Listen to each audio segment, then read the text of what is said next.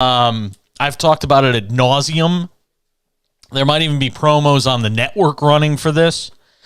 If Robert Saleh wants to get up in front of the media and wax poetic about how we live in an instant coffee society and no, Zach Wilson's improving and he's getting better and we're seeing it, and then he goes out and puts out a dog crap performance like he has put out tonight, then Robert Saleh, you're just as culpable because it means your talent evaluation sucks. There's no way that anybody can convince me that Joe Flacco would be playing worse than this. If anything, I think he'd be better. And at some point, I'm shocked in a game that's really, you're playing for your playoff lives here. I mean, you're playing for your playoff lives if you're the Jets right now. And this is what you're getting from your franchise quarterback? I mean, wow. This is as bad as it gets. The Jets season's about to go into the toilet. And you're going to go down swinging with Zach Wilson as your guy? Mike White's not going to have anything to come back to. The season's going to be lost. We're coming back with more. Okay, we are running a car drive right now to help veterans all across America. So if you have an old car, truck, or van, even a motorcycle or an RV sitting around, you can right now give it away and help the vets. I had the wrong thing pushed. Sorry about that. I just realized it. Sorry about that. Yeah, I had the wrong button there.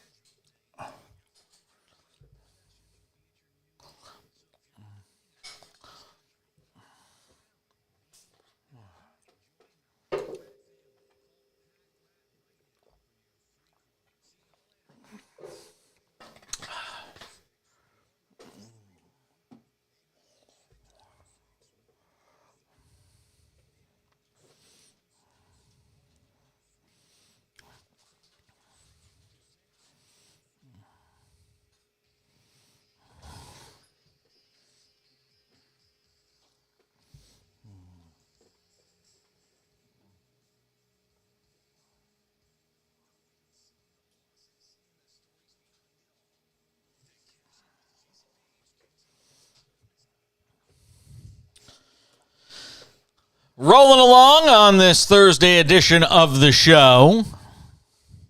The Jets are not rolling. My God.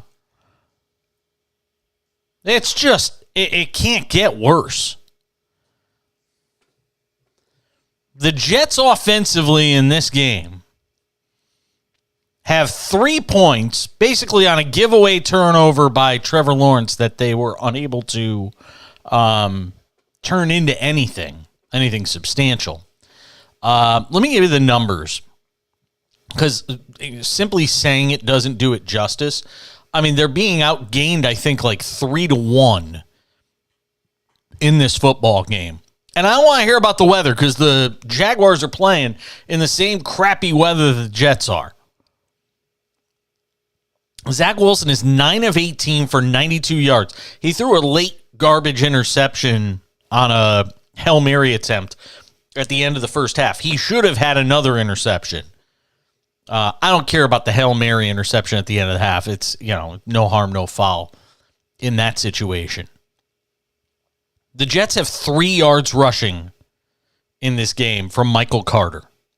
I mean, this is in such an important spot. The Jaguars have 310 yards to the Jets' 78 total yards. 310 to 78. And even with that right now, the Jets are still only down 16-3 with roughly a quarter and a half to play. You can salvage this thing. You've got to make a change at quarterback. I don't understand what Robert Saleh is waiting for. Does he think something's going to magically change here for Zach Wilson in this game, that it's just going to suddenly click when it hasn't, not just for 2.5 quarters tonight, but for an entire season it hasn't clicked for Zach Wilson. So what makes him think it's going to click now? I mean, this is insanity, what's going on right now, and the Jets fans are letting them have it, and they should.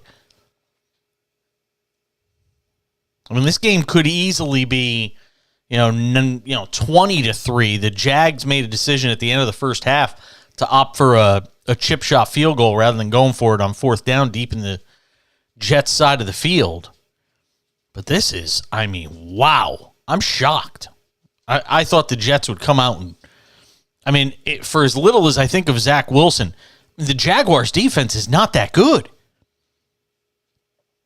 So I wasn't expecting him to put up 30 points, but I certainly didn't expect that he would have put up 3 points. 3 points through the first 2.5 quarters of this game. Wow. Just shocking. Absolutely shocking. And however this winds up ending, Robert Saleh is going to have a lot to answer for when this game is over, if this is how it winds up going. Because this is wow. Your team is playing for its playoff lives, and you don't make a change at quarterback when that is the one obvious glaring weakness in your team right now. Just it is out of this world, man. We've got a phone number if you want to talk at any point during the show tonight. 1-800-224-2004, 800-224-2004. You could tweet at the show as well. Feel free. At the back page, again, hit me up on Twitter at any point throughout the show. At the back page. We will read those as we go throughout the program tonight. Interesting story that broke this afternoon, and it's one that I don't know if anybody actually saw coming. And, in a time where we're talking about free agency and players that are available via free agency, and some people have had worse free agent seasons, as you could imagine, than others. We're going to talk about one of those later this hour with Giants beat reporter, the San Francisco Giants beat reporter, Alex Pavlovic. Will join us to talk about what has happened with the San Francisco Giants offseason that originally was, they were thought to be the potential destination for Aaron Judge. That didn't happen. Then they were, hey, all right, we got a nice little parting gift. We got Carlos Correa, until they didn't have Carlos Correa. So it's been a rough offseason for the San Francisco Giants. So Alex Pavlovic will join us from NBC Sports Bay Area to break down what's gone wrong for this organization that, thought it was set up and poised to have one of its better off seasons. So, remember Trevor Bauer? Remember one of the top pitchers in baseball? Trevor Bauer was suspended for 324 games for violating Major League Baseball's domestic violence policy. Well, that suspension has been reduced to 194 games by an arbitrator. And this ends a 7-month grievance period process that was going on between the league and Trevor Bauer, and ends this saga that's been going on over a year and a half. You may recall Bauer was accused by a woman. He had been facing sexual assault allegations going back to June 2021. A San Diego woman who obtained a temporary restraining order against him. Bauer refuted the claims, remains in litigation with the woman. 2 other women made similar assault allegations against him to the Washington Post, which Bauer and his legal team have also refuted. He's 31 years old. He's a former Cy Young Award winner. He is under contract with the Dodgers for only 1 more year on a deal that initially called for him to be paid $32 million. So with the 194-game suspension, the Dodgers have saved about $28 million off his 2022 salary, and they'll save another $9.5 million off his 2023 salary. And his suspension now, despite the reduction, stands as the longest in the 6+ years history of the domestic violence policy in baseball. But the good news for Bauer is he will be back at some point in the 2023 season. And the Dodgers will, pick him up at some point, during this year. He'll probably miss, the first 2.5 months of the season, and then he'll be back out there. But this thing has been one of the strangest cases throughout this entire offseason. And just as, I was prepping to do the show today, I said, wow, the Trevor Bauer story came up. I mean, this thing's been lingering out there for a while. Remember, Bauer came to the Dodgers in February 2021, 3-year, $102 million contract, but he hasn't pitched since June 28th of the first year of his deal. So he is back, and this has been a long, sordid case. I will not go into the details because they are graphic, and for people that may have been or have been victims of sexual assault, it could be triggering. So I don't believe in reading the details when I can avoid doing so. So I'm not going to read the details. If you want to read them, if that sort of thing does it for you, then you go online and read them yourself. But I am not going to read them because it is really graphic stuff that he has been accused of.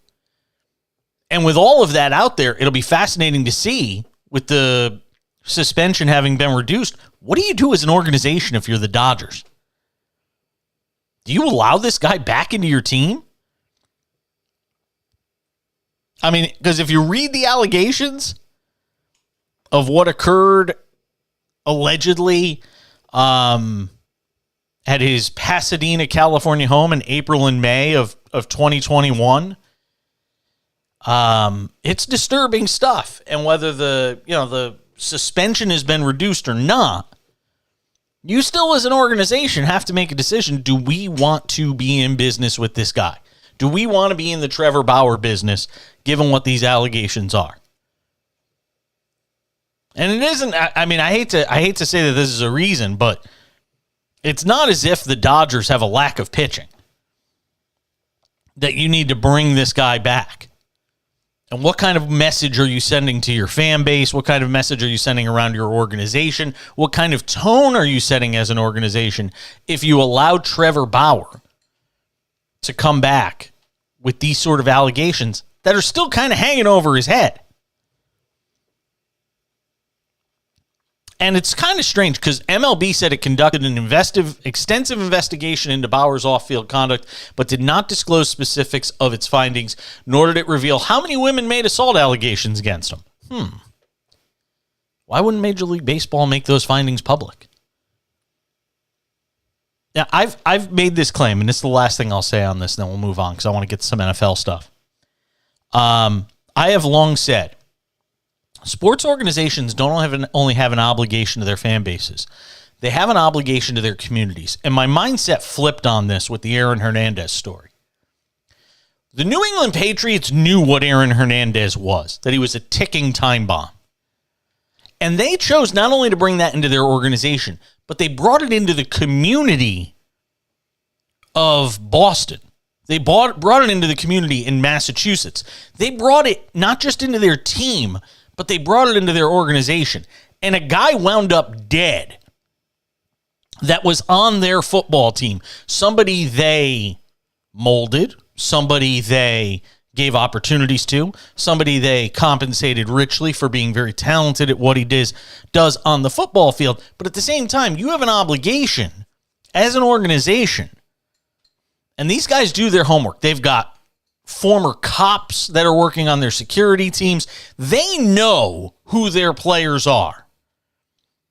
So to me, I think organizations have culpability when you bring in an athlete into your team and then it goes awry with him doing something in the community that's impacting the lives of others, not the fans, not anything he's doing on the field, throwing a football or throwing a baseball or anything like that. So you have to, as an organization, ask yourself, is this the kind of guy we want in our community that we're bringing in here? Just something to think about. 1-800-224-2004, 800-224-2004. We'll keep you up to date on what's going on the football. Of course, Thursday Night Football, the Jaguars and the Jets. They are about to wrap up the third quarter. Jaguars comfortably in front. We'll keep you posted as we continue on the Cash In on SportsMap Radio.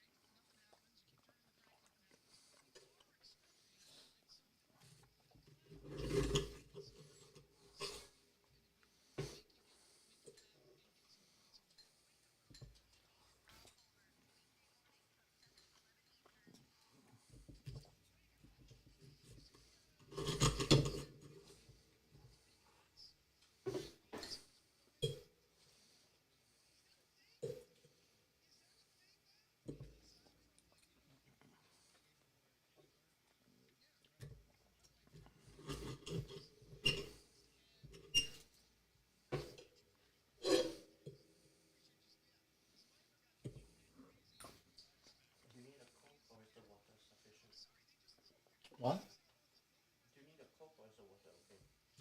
I'll get one after. I'll get one later.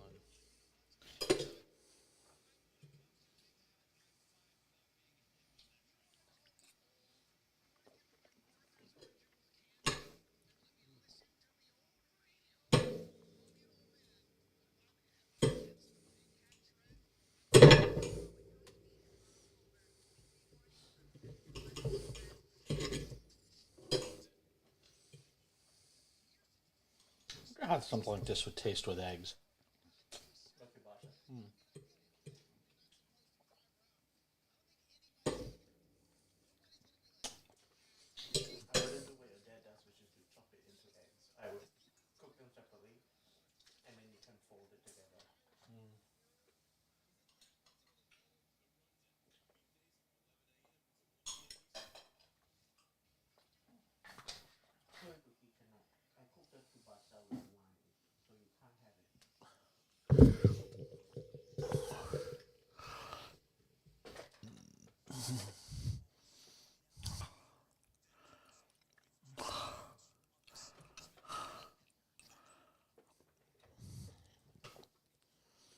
All right, coming up in 12 minutes, Alex Pavlovic of NBC Sports Bay Area.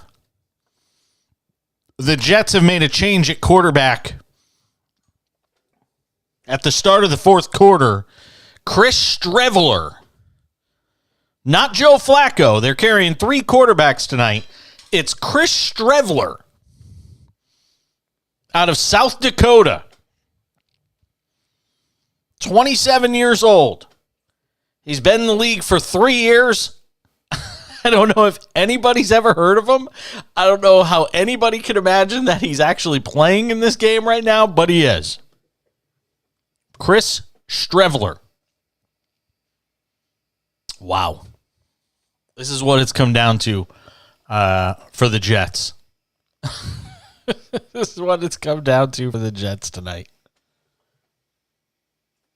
Zach Wilson is standing on the sideline. They keep showing video of him as Chris Streveler is the starter. Listen, if this isn't the end of Zach Wilson tonight, and I mean the end of his significant time for the Jets, I know they're going to do everything they can to try and convince us that, he could be reclaimed, he could be fixed, he could be, he's going to be able to get it done at some point. But after tonight, after what I've seen from Zach Wilson, I don't know how you fix this. And you're literally watching him play quarterback opposite a team whose quarterback is the guy that was taken right before him in the draft. Trevor Lawrence went 1, Zach Wilson went 2. And when Zach Wilson went 2, a lot of people said, huh? And Zach Wilson at 2 has proven so far to be a bust. Just say it. Just be honest. 16-3 Jaguars as they play early in the fourth quarter. The Jets have a 4th and 4 in the Jags 25. As this thing gets mighty interesting. First down Jets. They get the first on the 4th down, and they're going to try. Listen, they're going with Chris Streveler the rest of the way. The Jets are playing the 4th quarterback. How many teams have actually had 4 quarterbacks play in one season? And it's not really all because of injury. It's just because you've had bad quarterback play. So the Jets will try and rescue this thing with Chris Streveler. We'll see what happens. 1-800-224-2004, 800-224-2004. All right, we've got betting numbers for you because we're all about live betting on this show. It's one of our favorite things that we do on this show. We like to try and give you winners. Right now, it's 16-3 Jaguars with the Jets in the red zone driving. Right now, it is the Jets plus 7.5, although that just went off the board as a play is underway. And 29.5 is the live betting total with 11:55 to go in the game. So we'll update that as soon as we have it. We usually like to give you live betting winners on this show. We will attempt to do that. If not on this game, then maybe on an NBA game tonight as well, because I think there's some NBA basketball tonight. I'd like to think there's some NBA basketball tonight. Yeah, there is. 2 games in progress. Nope, 1 game in progress. Sorry. Wizards lead the Jazz 74-73, 7:10 to go, third quarter. Plus 210 to the Wizards, plus 4.5 on the live spread, and 241.5 is the total in that game. 3rd and 1 coming up for the Jets on the Jags 12. The total is 28.5. The Jets are plus 600 on the money line if you're looking for some value. But I wouldn't have a lot of confidence putting any money on the Jets. And that's not to say they can't come back and win with Chris Streveler at quarterback. Are they going to go for it on 4th down? What are the Jets going to do here? On a 4th and 2 on the Jacksonville. Yeah, I think they're going to go for it. On a 4th and 2 from the Jacksonville 13-yard line in this game. Boy, what a weird football game. Well, it looks like an incomplete pass. And I think that's going to be a turnover on downs. Yes, it is. Jets turn it over on downs deep in Jacksonville territory. And with 10:29 to go in the fourth quarter, it's not going the right way for the Jets. So the numbers have just changed. Let me give you the updated FanDuel Sportsbook live betting numbers. 12.5 right now, the Jets plus 12.5, plus 1,400 on the money line, and 25.5 is your new total. So the thinking here is simple. The Jaguars don't need to score again, and they can win this football game. The question you have to ask yourself is, can the Jets get a garbage touchdown in this game? Because even if they get one, what are the chances they're going to score two? But we're just talking about purely for the purposes of you winning this bet if you want to go with the Jets plus 12.5. You have to ask yourself, based on what you've seen tonight, can the Jets put, a touchdown on the board here? And it gets a little trickier than that because they're not going to kick field goals down 16-3. So the 12.5, it might as well be, it doesn't really matter because you need a touchdown because the Jets are going to go for touchdowns. So can the Jets get a garbage touchdown here sometime in the next 10 minutes and 24 seconds? The Jaguars have had extended drives in this game. They have had far more total yards than the Jets. And, here's the question that's going to come up post-game for Robert Saleh, by the way. Okay, if you were willing to go to Chris Streveler at, the end of the third quarter, basically, why didn't you make that move sooner? And that's going to be a question Robert Saleh has to answer. Instead of taking receipts on what the media has been saying about this team, instead of talking about the fact that you're going to play Buffalo again in the playoffs when you're not even probably going to make the playoffs, instead of talking about how the media wants this instant coffee sort of response from Zach Wilson and the media is too hard on this kid and nitpicking at everything he does, instead of all that, tell me why Chris Streveler, if that's what you think Chris Streveler can do for your team, why'd you wait to put him in when the game's basically almost out of hand? Why? That's what somebody has to explain to me. 1-800-224-2004, 800-224-2004. All right, let's switch gears, do some baseball. Our 2-for-1 tonight is Alex Pavlovic. He's going to join us coming up in a couple of minutes. We'll get some thoughts with him on where it's all gone wrong for the San Francisco Giants in this Major League Baseball postseason. Off-season. They didn't have a postseason, so that would be kind of difficult. So Alex Pavlovic of NBC Sports Bay Area is going to break it down. We'll get some thoughts with him. Giants actually made a trade today. Traded away reliever Gregory Santos to the White Sox for right-hander Cade McClure, who was a reliever in AAA last year. Stick around, more to do. We're talking Giants baseball next.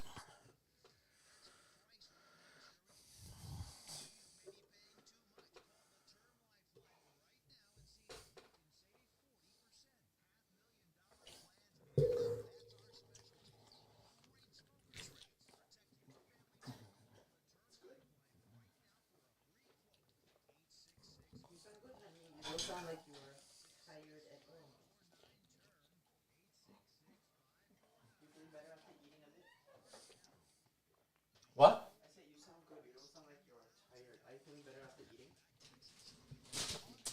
My gosh.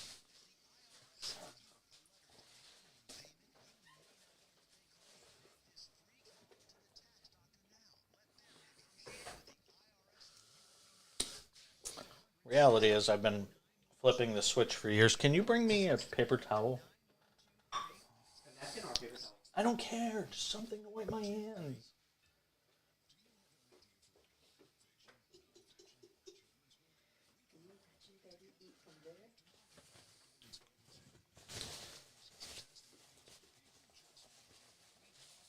Let me know when we have a minute left, please.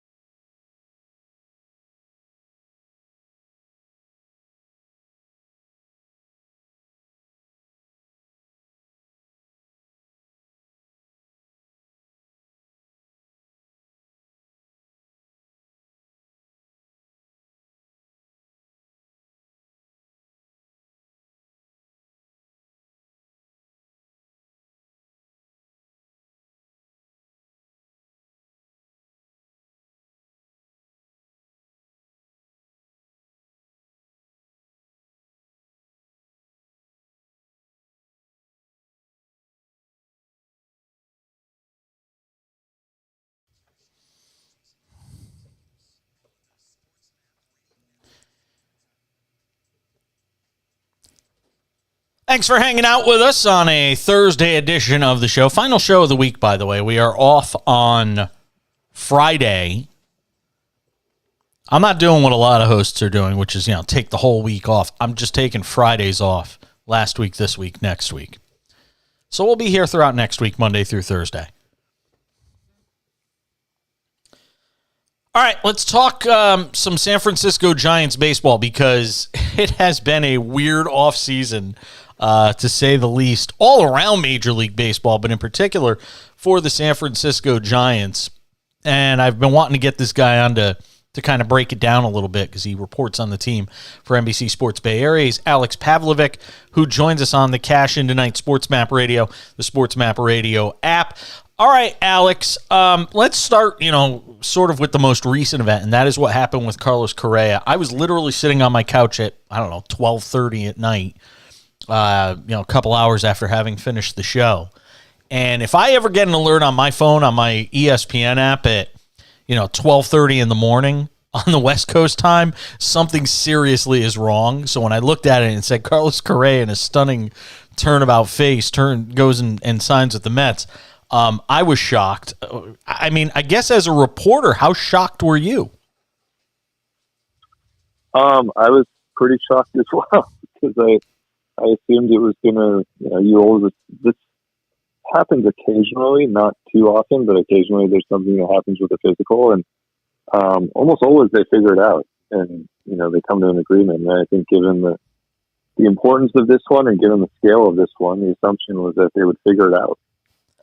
I mean, so many of these contracts are insured, so it makes me wonder, what on earth could they have found? And I know you've probably been asked this question 100 times, and I don't think anybody really knows anything yet. But what on earth could they have found that caused them to postpone the presser, and basically hold off on or try to change the terms of the deal or whatever it may have been. Like you said, usually both sides will figure this thing out. I've been around the game long enough. Usually both sides will figure this thing out. Was there something to be said for the fact that it created some acrimony between the two sides, or was it simply that the Mets came in with this gangbuster deal and Correa couldn't say no?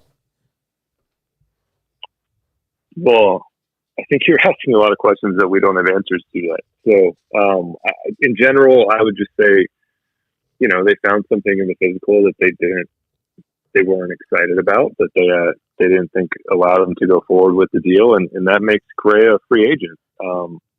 And once he became a free agent, I think Scott Boras had said this the last couple of days. He called the Mets pretty quickly, and Steve Cohen was a little late getting into the party the first time with Correa, and I think he regretted that afterwards. And he moved much more quickly this time, and pretty quickly had a deal. Farhan Zaidi, when this whole offseason started, and really talking in particular about Aaron Judge, made it clear we're not going to be outspent.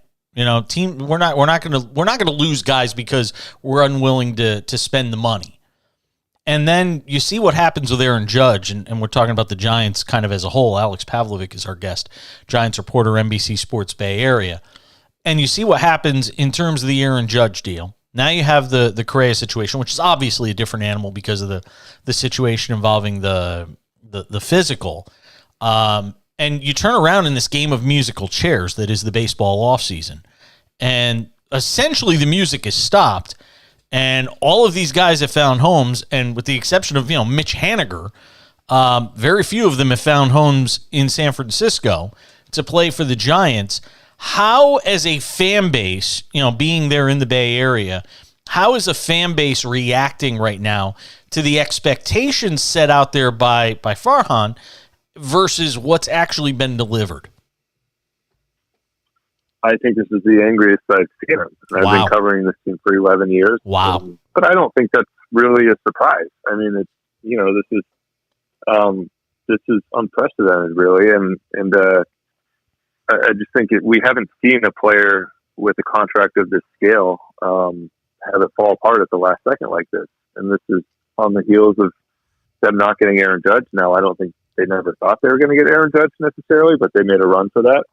And I think Correa was plan B for them all along, and it was somebody who made a lot of sense and somebody who in a lot of ways saved their off season. And, that was going to be their building block going forward. So there's a lot of anger right now, and I think a lot of anger because, there hasn't really been an explanation. But, Carlos Correa is still a free agent. The team cannot talk about what's going on with his health because he has not signed a deal elsewhere, and teams can't talk about players' health in general.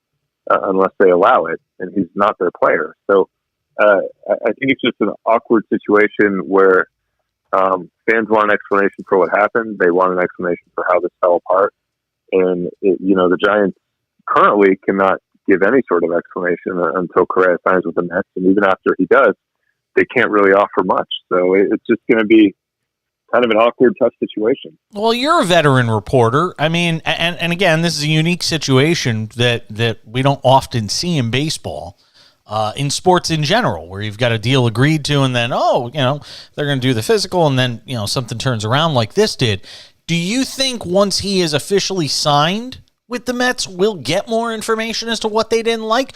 Or like you said, because it's a health issue, I don't know if this gets into HIPAA or any of this stuff, but does it become a situation where, this thing leaks and we're going to find out what it is do they almost have to figure out a way to get this from a PR standpoint? Do they have to figure out a way to get this to the media so that fans understand, look, we could not sign him to the contract we originally wanted because of X, Y, and Z? Well, I don't think they have to. I mean, I will say a lot of it has leaked already this week, and I've reported on a lot of it this week on what they were upset about. But when it comes to health, there's just only so much you can do and only so much you can talk about. And I think anybody, could just look back to the last, since 2020, the last 3 seasons and the way teams handled COVID. Like, you couldn't even say a guy went on the COVID IL even if he had COVID, unless he would let you say that he went on the COVID IL. So you could not say whether a player was vaccinated or not. You could not, say how long he was going to be out for. There was a lot of ambiguity, and that's the way the game is built. And I think rightfully, I mean, it is a HIPAA thing, and it is just a privacy thing. And, a lot of times these things get out, but I'll say, having dealt with the Giants for a long time, they made a lot of mistakes over the last week, but they are not an organization that is going to throw somebody under the bus to try to make themselves look better. So they are not going to be out there, leaking what they found or what happened. I think they have been, in my experience, and I'm on the other side of it, trying to find out often why a guy's on the IL or why a guy's not playing or whatever. But they've been very careful the entire time I've covered them, and especially the last few years when it comes to a player's health and privacy. Talking with Alex Pavlovic, Giants reporter, NBC Sports Bay Area, does a terrific job covering the team, has been for a long time. What's left? I mean, where's this team looking right now? I mean, you look at what the Dodgers already are, and obviously they've lost some guys during this offseason, and it seems like they're sort of trying to bring their cap number down a little bit and maybe make a run at Ohtani in the next offseason. But the Padres are spending like it's nobody's business. I mean, when Matt Carpenter is getting, whatever he got, $12 million or $20 million or whatever it's going to wind up being after potentially, whatever incentives are there. What's left here for the Giants when they look at this division that is, San Diego and Dodgers dominated? What's left for this team to try and improve themselves and try to leave the fans with something positive going into spring training in a couple of months? I don't know that there's a lot they can do in the next 6 weeks, just because, the top, 20, 25 free agents are off the board. Now they feel like they got some guys who can help. But I think for them, and this is, again, it goes back to like, you're just going to take PR hits for a while. Like for them, their real only move here is to go out this year and win, and not win a World Series or anything, and not win the division, but, play better than they did last year and get more from younger guys than they did. Get more, they really trust David VR. Thairo Estrada is a good young player. They have two pretty good prospects who should debut within the first half of the season, two of their top prospects. So I think that's really what they're waiting for. And there's really not much they can do at this point. I mean, they can't pivot to a Dansby Swanson. They can't try to bring Carlos Rodon back. That was just the reality of the way this went down over the last week. So they're just going to have to wait and wait this one down and batten down the hatches a little bit and wait until they can start playing games. Because I think there's going to be a lot of disappointment in the Bay Area no matter what. And for them, it's just a matter of getting back out there and hoping that they're better than next year. And there's some moves they can make. I mean, they can still bolster the bullpen a little bit. They have some interest in, somebody like Michael Conforto, but there's no Carlos Correa out there anymore. So it's about improving the team before spring training and then just hoping that they're better once April starts. Who can make an impact, in terms of the farm? I hate to admit this. I'm a big baseball card collector. So I know a lot about the prospects in this organization. Are there guys down on the farm that they think can sort of jump up and make an impact this year? I know they brought up Ramos last year for a little while. Are there guys that they view that could be a piece to sort of trying to, piece this thing together next year to at least try to be a contender maybe for a second wild card spot or something like that? Who are some of the guys that could potentially jump up and help this team? Yeah, I mean, for me, their top prospect right now is Kyle Harrison, who's a left-handed pitcher. He's the top left-handed prospect in the minors. He'll start the year in AAA, but I think we will see him probably in May, maybe June. So that's a pretty big piece if he can hit the ground running. And then they have a kid, Casey Schmidt, who's a third baseman. Yep. He's really an elite third base prospect, probably the best defensive third baseman in the minors. And he has some work to do at the bat, but he had a good year in AA. And, another guy that potentially can help him out midway through the season, maybe in the second half, hopefully a little bit earlier than that. But I think those two are the two. And then, the other guy I'll point out, and I mentioned him, is David VR, who basically played 6 weeks for them last season. And in September at times was their best player. So, I think they think he has, 20, 25 homer potential, and he's going to play a lot at third base and he's going to see a lot of time. And if he can break through and continue what he did in September, they'll be in a lot better shape. I can't wait. I know he's not coming this year, but I can't wait for Marco Luciano, man. I mean, that kid is something special. Will he get to play for them in spring training this year at all? Yeah, he was there last year. Okay. So he'll be back in the big league camp. Yeah, because he is something really special as well. And you mentioned Schmidt, who's obviously a real talent too. And I saw they made a trade today with Gregory Santos going to the White Sox too. Well, I'm fascinated to see sort of what this team does. I used to live in the Bay Area. I did sports radio there. That fan base is certainly not going to be in a very good mood. And baseball in the Bay Area, with what's going on the other side of the Bay with the A's and just trying to figure out where their future home is going to be, whether it's in Oakland or in Las Vegas. And now you got the Giants trying to sort of figure out what to do with the rest of this offseason. It's going to be fascinating to watch. Alex Pavlovic, always enjoy it. Thank you so much for making some time. Have a happy holiday, sir. Have a happy holiday. What were you going to say? Oh, I thought you were going to say something else. I was just going to say happy holidays to you as well. Absolutely. Be well. Have a happy holiday, and we'll talk again soon. All right. Thank you. Take care. Good stuff from Alex Pavlovic joining us on the show. All right, we'll come back, wrap up this hour of the Cash-In next. Thank you, Alex. Be well.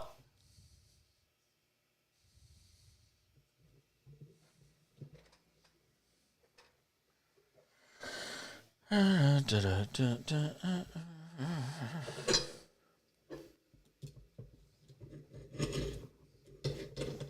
this is not for you.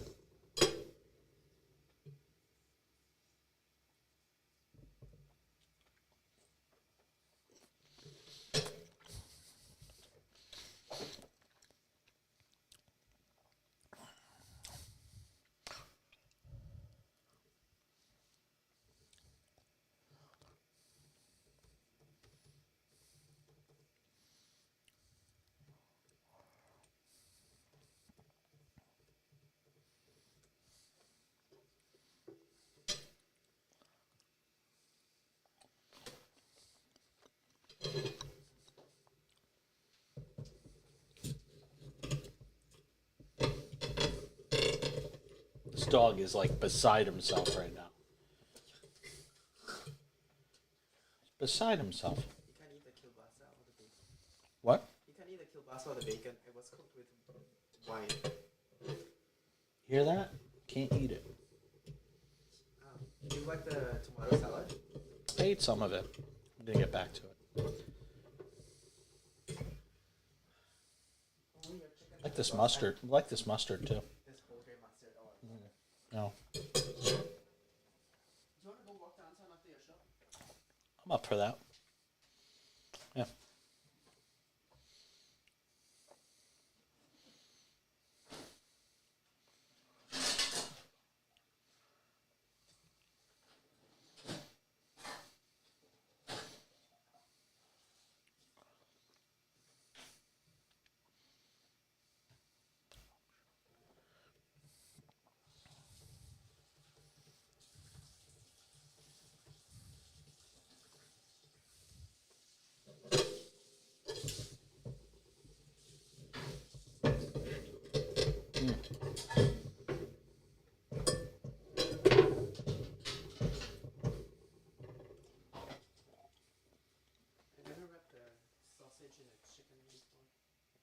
What'd you say?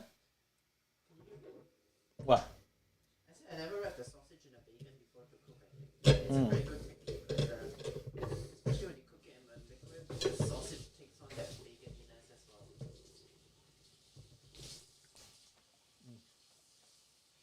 Oh my God.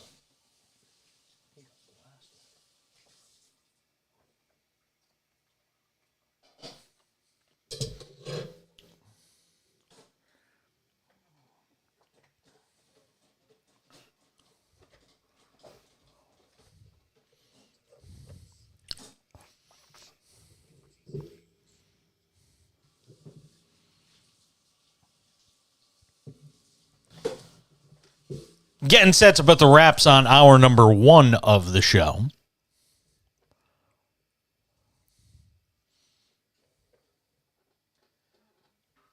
Jaguars field goal makes it 19-3. Well, the Jets are officially what I said they were many weeks ago. Pretender. I am the great pretender. That is the Jets. You're seeing it. Look, and if you paid attention all season long, you're not shocked by this. You're not being taken by surprise if you paid attention all year. If a team can't score, they can't win. Again, even Trent Dilfer, with the greatest defense on the planet, could make some throws. Even Brad Johnson, with a great defense in Tampa Bay, could make some throws. You've got to be able to make some plays with your arm, with your legs, with something. And I'm telling you right now, I can't wait for that Robert Saleh post-game press conference. We'll have it here on the show, I can promise you. We'll have the Robert Saleh post-game presser. Jets right now, by the way, on the live line are plus 15.5. So if you want to, there's 3:46 to go in the fourth quarter. If you want to believe some way, somehow, the Jets are going to score a touchdown here in the final 3:46 or for some strange reason kick a field goal when they're down 16 with 3:46 to go in the fourth, knock yourself out. But I'd say the Jags right now minus 15.5. That's probably a good bet. Matter of fact, let's lock that in. Live bet it. Jaguars minus 15.5. Let's lock that in here. That's the live bet I'm giving you. If you've got access to it, if it's legal where you are, or you choose to do it through other ways, take the Jaguars minus 15.5 against the Jets, because the Jets aren't scoring. And if they do, I'll figure out something. Puts the wraps on hour number 1 of the show. Hour number 2 right around the corner. Paige's picks coming up about 45 minutes from now. Stay tuned. Lots more to do.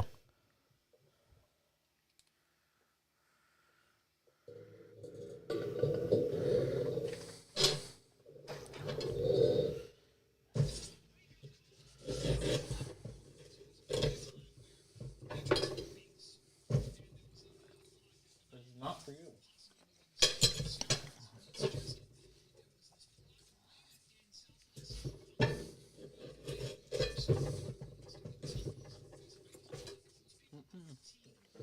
Not for you.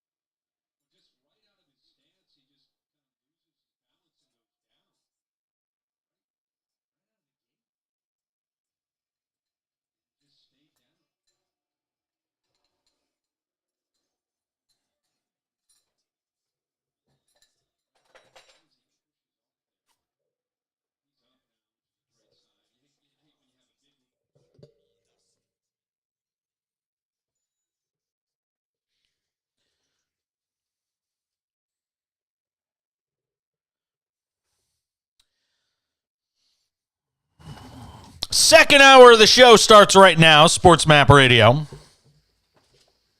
and the SportsMap Radio app. Good to have you with us. Look, I've gone off as much as I can about what a mess the Jets are. But say this, Jacksonville came in tonight and they did what they had to do. It wasn't pretty. It wasn't glamorous. It wasn't some giant lopsided win. But here's the reality. The Tennessee Titans don't have a quarterback for the last 3 games, and the Titans have a quarterback who I think is gaining in confidence every week, a head coach that knows what it takes to win late in the postseason, and everything is on their side to potentially wrap up this AFC South, as improbable an AFC South division title as it would be. And they might wind up 9-8. They might wind up 8-7. 8-9. It doesn't matter. Just get in. And it's one thing to kind of mock Tom Brady and the Buccaneers in the NFC for getting into the playoffs with an 8-win season or even a 7-win season, which could happen. But it's something altogether different when you're talking about a young team with a second-year quarterback that has gone through some growing pains, but has shown to this organization and to this fan base that he is good enough to win at this level. And again, you've got 2 quarterbacks. I mean, it's fascinating. You've got 2 quarterbacks in Trevor Lawrence and Zach Wilson. Came into the league at the same time. Big expectations from both. And one is enormously disappointing, while the other right now is on the verge of putting his team in the postseason in his second year in the league, a year after the Urban Meyer debacle in Jacksonville. We'll talk about it from the Jags' perspective. Get into some more NFL Week 16 matchups as well. Stay tuned.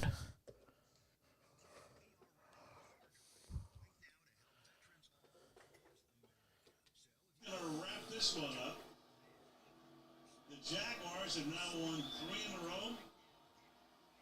2 straight on the road after they were 1-22 in the last 23 road games until they beat Tennessee. And now they do it again. 2 straight road wins for the first time in 5 seasons. Lawrence tonight, in addition to what he did in the air, 51 yards on the ground. And the Jaguars won it by a score of 19-3. Anywhere first and the guys wrapping things up from his brother in New Jersey on the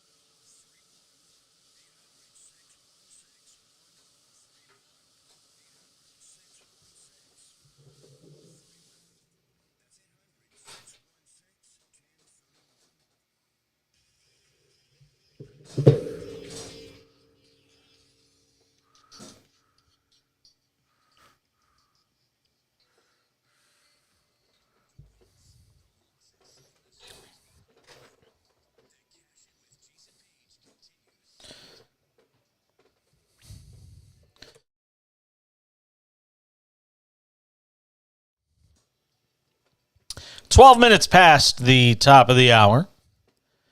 Cashing continues on SportsMap Radio and the SportsMap Radio app. Another winner for the cash-in. Sound the cash register, baby. We told you. Take the Jaguars. Minus 15.5 when they were up 19-3 with 4 minutes to go, and the Jets at the football, and guess what?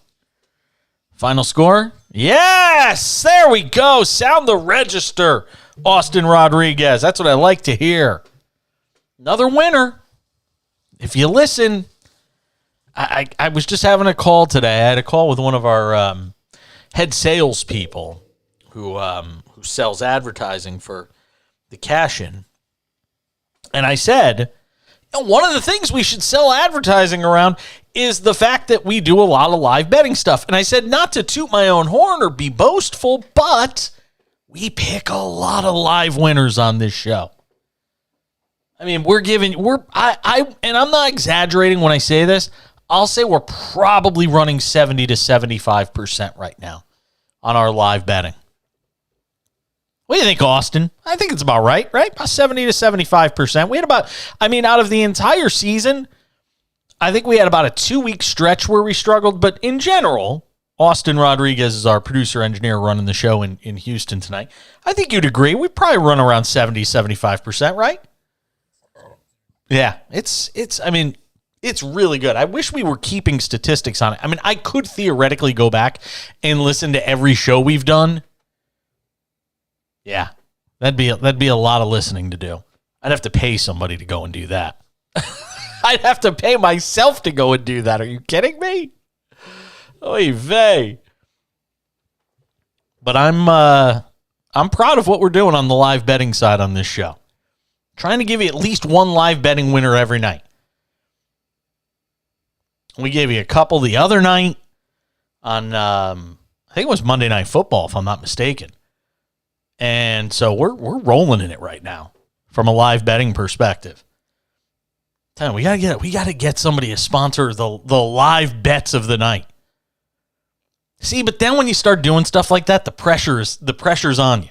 Because now it's sponsored. People are gonna be looking for it. You know, it's one thing when you're kind of doing it for fun. It's another thing when you're doing it for a living. I was talking about this with Scott Seidenberg, who's a frequent guest on this show with pregame.com. He works with RJ Bell and does a terrific job on all things sports betting. And Scott's a good friend. Love the guy to death. But, he's at a stage in his life now in his media career where he's not just, talking about the games. He's picking games for a living. So if he sucks, it can impact his livelihood, and it impacts other people who are listening to take your picks and try to go make money. And I always said when I launched this show, I really didn't want to do that because I would feel like it's too much pressure, and then it's not fun. But I have to say, I keep seeing, now that we're focused on live betting every night on this show from 10 p.m. to 1 a.m. Eastern, there are so many opportunities to make money in live betting. As long as you don't get crazy with it. And it's like anything else, all good things in moderation. You can do anything as long as you do it in moderation. And just because you think you're smart at picking 1 or 2 games a night from a live betting standpoint and pinpointing opportunities to make some money, it doesn't mean you should go and try and do 7 or 8 games. Take your shots, get your quick money, and get out. I say it all the time. The bank robber, and I'm not advocating anybody to go rob a bank tomorrow, but I say this all the time. You put on a mask, grab a Snickers bar, make it look like a gun, and go try to rob a bank, you'll probably get away with some money. Never done it. Don't have any intention to. But you'll probably get away with robbing a bank once. You know who gets caught? The stooge who tries to rob a bank the 2nd, 3rd, and 4th time. Those are the people who get busted. It's not people who rob a bank once. It's people who get greedy. Sports betting is very much the same thing. You go and pick 1 or 2 games, you're going to win some money. You go start trying to pick 6 and 7 games, 10-game parlays. I'm doing 4-game parlays. Prop bets this, prop bets. The odds just go down each time you're making an additional bet because there's just too much variance. Even with all the statistics in the world, even with all the information that's at your fingertips these days when you're going to make a bet on sports, there is still so much variance. There are still so many things that could go wrong. You think about the game a couple of weeks ago. Was it Monday Night Football, I think? Maybe it was this past week. The Kyler Murray game. It was the 49ers and the Cardinals. I don't know. But Kyler Murray gets hurt first possession of the game. Just tear up your bet. Throw it out the window. I mean, that kind of variance, there's just so many different things that can go wrong in a sporting event. For all the things that you can find statistics for, there's still so many things that you cannot account for. And the more games you bet on, I will preach this until the cows come home. The more games you lay money on, the better the chance that variance is going to bite you in the ass. Sorry, it's just true. So you make your choices as to where you're going to spend your money and what you're going to bet on, but the more games you decide to throw some shekels on, the better the chance something's going to pop up that you didn't think of. All right, 1-800-224-2004, 800-224-2004. And again, hit me up on Twitter at the back page. The Jaguars now have the same record as the Jets. They are 7-8 after a Thursday night football win to start week 16 in the National Football League.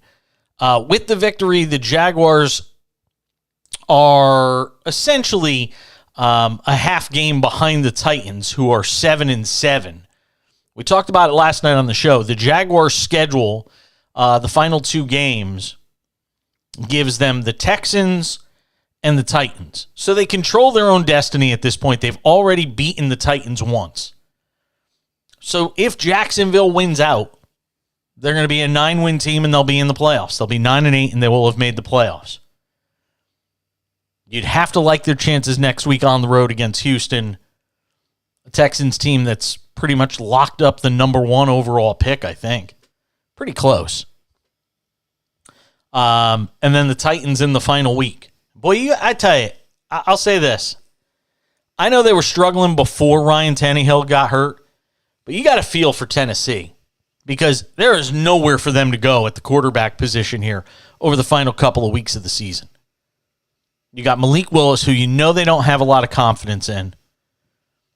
And you've got to just try and figure out a way to piece it together here over the final 3 games. And they're going to have to win out. Because even if they were to win the next 2 games, that gets them to 9. If they lose to the Jags in the last game of the season on the road in Jacksonville, well, then you're talking about a situation where you don't get in anyway with 9 wins. And we mentioned the Texans being the next opposition for Jacksonville. Well, now it's the Texans this week that will be the opposition for the Tennessee Titans. But then it gets worse because you're facing the Cowboys the week after that. I mean, they got to win out. It's as simple as that. And I just don't see it. So it looks like Jacksonville's going to wind up winning the AFC South, barring something unforeseen. And what a amazing story for Doug Peterson, who was basically exiled by the Philadelphia Eagles after he won a Super Bowl for the team. I mean, for crying out loud. I mean, think about the way Super Bowl head coaches are treated in markets where they win Super Bowls. I mean, Tom Coughlin was with the Giants forever until, he basically ran out of steam as a head coach, and he moved up into the front office in Jacksonville for a bit. Mike Tomlin, his Super Bowl runs. John Harbaugh, what he's done in Baltimore. These guys are revered. I mean, you're basically grandfathered in for as long as you want when you win a Super Bowl. Only in Philly can Doug Peterson win a Super Bowl and be gone, just a few years later? I mean, Doug Peterson should have never had to lose that job. And I'm not saying Nick Sirianni hasn't done a great job. I'm not arguing whether or not Nick Sirianni's a good head coach. I just think it was horse you-know-what, the way things ended for Doug Peterson in Philadelphia. And when guys go out there and deliver something that nobody else can deliver, you got to respect those guys. And Doug Peterson, to me, is proving his worth as a head coach in his first year after the absolute mess, the dumpster fire that Urban Meyer left behind for this organization to have to clean up. And don't get me wrong, they had an opportunity, Trent Baalke and those guys, the former 49ers GM, Trent Baalke was able to come in. They gave him, they basically opened up the purse. Said, go spend as much as you want. And he did. And they brought in some talented guys. I love Evan Engram on this team. Boy, could the Giants use Evan Engram right now? In the receiving game, oy vey. They miss him in a big way. And here's Jacksonville on the verge of making the playoffs and potentially winning the AFC South. All right, stick around. We'll keep our eye on the live betting. Matter of fact, we might be done with live betting for the night. Are we done? Oh, there's some NHL games going on. See, I may not get greedy, though. Like I just said, we've already got our winners tonight. We already gave you one in the Thursday night football game. Maybe we'll just lay low the rest of the night. Maybe no more live betting. I could be convinced, though. There are a few NHL games going on, so stick around. Lots more to do as we continue. 1-800-224-2004. Good to be with you on the Cash In. I'm Jason Page. This is SportsMap Radio.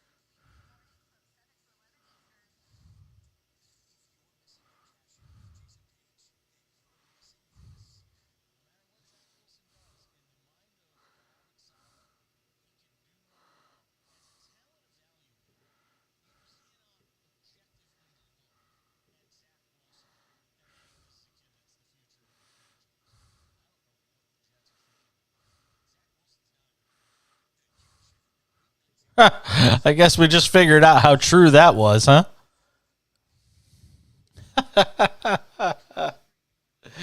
That is new. That just went in this week.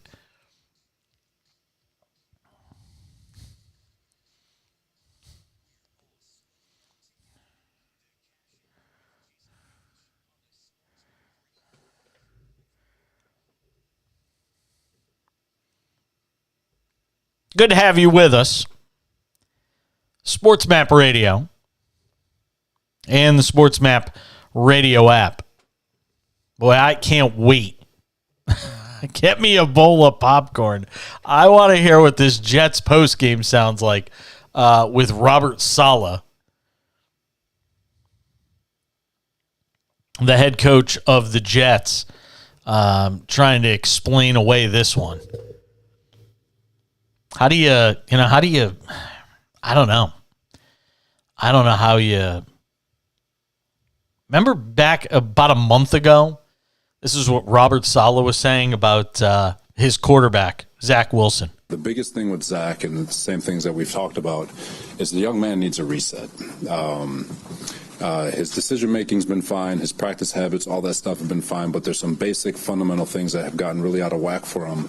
And this is just an opportunity for him to sit back, focus on those things, find a way to get reconnect to all the different things that we fell in love with during the draft process.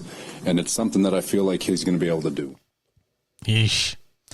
Well, doesn't look like that now, Mr. Saleh. Doesn't look like that now. And I think this is, very much worth repeating from earlier this week. Robert Saleh meeting with the media and talking about, where this Jets team is, and where Zach Wilson is. And this was the quote from the press conference the other day. Talking about, this is Saleh talking about Zach Wilson. Quote, "The frustrating thing is that this kid is going to be a good quarterback, but the NFL and this new instant coffee world that we're in just doesn't want to give people time. So we look at him, and he's just nitpicked with a fine-tooth comb." Let me tell you something, Robert Saleh. I did not need a fine-tooth comb to find things wrong with Zach Wilson's effort tonight. And by effort, I mean the end result, which is all that matters. He was 9 of 18 for 92 yards and an interception. He could have easily had at least one more. His quarterback rating was 41.9. I mean, he was as bad as you can be. And Chris Streveler in one quarter put up bigger offensive numbers than Zach Wilson. Not that is necessarily entirely fair, because at that point, Streveler's playing against a defense late in the game that's sitting back, giving him the middle of the field, that final drive of the game, some garbage yards, things like that. I need an explanation as to why Joe Flacco wasn't in this game, though. And somebody's got to ask that question of Robert Saleh. You've got Joe Flacco, who's won a Super Bowl, who won you games early in the season, who's sitting on the sideline with a parka on. And you don't even go to him, you go to Chris Streveler? I'm sorry. I mean, look, the last couple of weeks between clock management and now this insistence on trying to win with Zach Wilson when you can't. I mean, the Jets season basically ended tonight. I mean, let's be honest about it. They're at the Seahawks next week. They're at the Dolphins the week after that. I mean, this team might wind up 7-10 when it was 5-2 after the first 7 games. There's the real possibility this team finishes the season 7-10. I'll even do you one better than that. They were 6-3 through the first half of the season, basically. 6-3 through 9 games. They've now lost 5 out of 6 games. And tonight they made the decision as an organization, and Robert Saleh made that decision for them, to basically go down with Zach Wilson manning the ship. And that's something that Robert Saleh has to answer for. We'll do Paige's picks coming up in about 15 minutes on the show. 1-800-224-2004, 800-224-2004. You can tweet at me at the back page, again on Twitter, at the back page. There are a lot of big games this weekend around the league. Obviously, Philadelphia and the Cowboys, top of mind for all of us. This is Dallas's opportunity to prove that they belong in the same conversation with the Eagles. We know everything that's going on with Jalen Hurts as it relates to the shoulder sprain. And look, the Cowboys had to play without Cooper Rush in their first matchup between these two teams, and now the Eagles may have to play without Jalen Hurts. I mean, that's just the reality. In fact, they will play without Jalen Hurts. So it'll be Gardner Minshew at quarterback. And the Cowboys continue to deal with these injuries on the defensive side of the ball. Obviously, this defense has not been as good as it was through the first half of the season. But say this, if the Cowboys make the postseason, I shouldn't say make the postseason, they've already made the postseason. If the Cowboys make a deep run now after having made the postseason, you think back to the first 5 weeks of this season. You think back to the first month and a half of the year when Cooper Rush was the quarterback and this defense carried this team. If the Cowboys should get this thing figured out, get some guys back that they need to get back, and make a deep run and have something very special happen in this upcoming postseason, think back to those first 5 or 6 weeks. I know everybody likes to talk about, it's not how you're playing at the start of the year. It's how you're playing at the end of the year. You want to be peaking towards the end of the year. No. If the Cowboys didn't get what they got out of their defense when they lost their franchise quarterback just 4 quarters into the NFL season, look back at that. Beyond just about anything else, look back at that as the reason why the Cowboys had an opportunity to compete in the postseason. Can I go back real quick before we do Paige's picks next segment and some other stuff? And we'll do the post game in the final hour of the show. We'll let you hear from Robert Saleh, Trevor Lawrence, Doug Peterson. I don't know if Zach Wilson's going to talk to the media. I'm be anxious to see what he says because he's had some post press game press conferences post game. I can't talk tonight. My brain is already in Christmas weekend mode. I'll be curious to see how he handles the media tonight because there's been some times where he's had to answer questions in press conferences and it has not gone well for him in terms of trying to explain away some of his struggles on the field. As much as I love Trevor Lawrence, there's one thing I got to say. He has got to be more careful with the football. I don't know how many fumbles he's lost this season. I don't have the numbers in front of me. I'll see if I can find it. But every game, it feels like I watch with Trevor Lawrence, he's coughing up a football somewhere. The guy has got to do a better job holding on to the football. Because all the time I see it. Trevor Lawrence not being able to hang on to the football.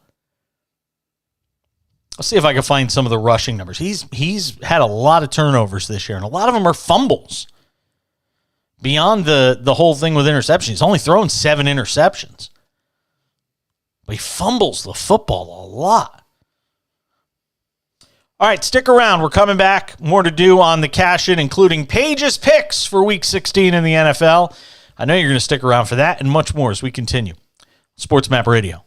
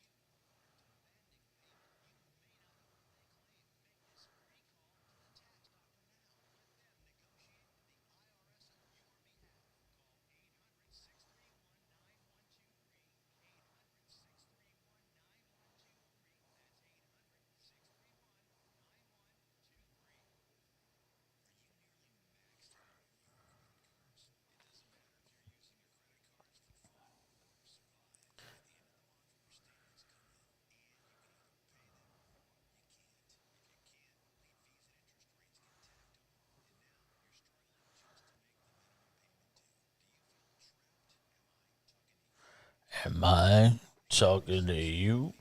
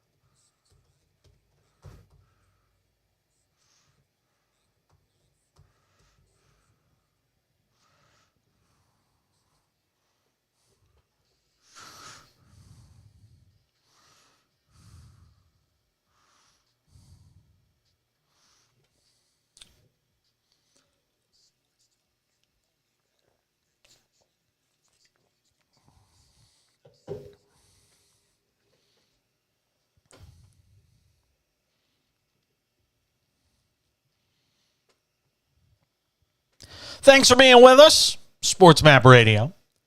SportsMap Radio app.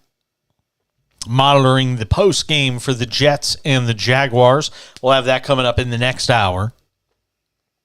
Interested to hear what Robert Saleh has to say after, I think, really mismanaging this Jets team over the last couple of weeks, and in particular mismanaging them tonight. And sticking with Zach Wilson really for a quarter too long. He should have pulled him at halftime of that game. It's 13-3 at the half. You're still very much in the game. And literally Zach Wilson comes out of the tunnel to start the second half and goes 3 and out in 1 minute and 30 seconds. I mean, that's not what you need in that spot. Sorry. So we will keep an eye on that situation as far as the post game is concerned. We'll do Paige's picks coming up here in a couple of minutes as well. Cue up the band there, Austin. We'll get to that coming up in a couple of minutes. And then, like I said, next hour we'll go wall to wall on the post game. Some good news for the Washington Commanders, by the way, in a season where it's been sort of a roller coaster ride between the off-the-field news and the on-the-field news. They're going to get Chase Young back this week for a huge game against the 49ers. Right now, entering Week 16, this is still mind-blowing to me.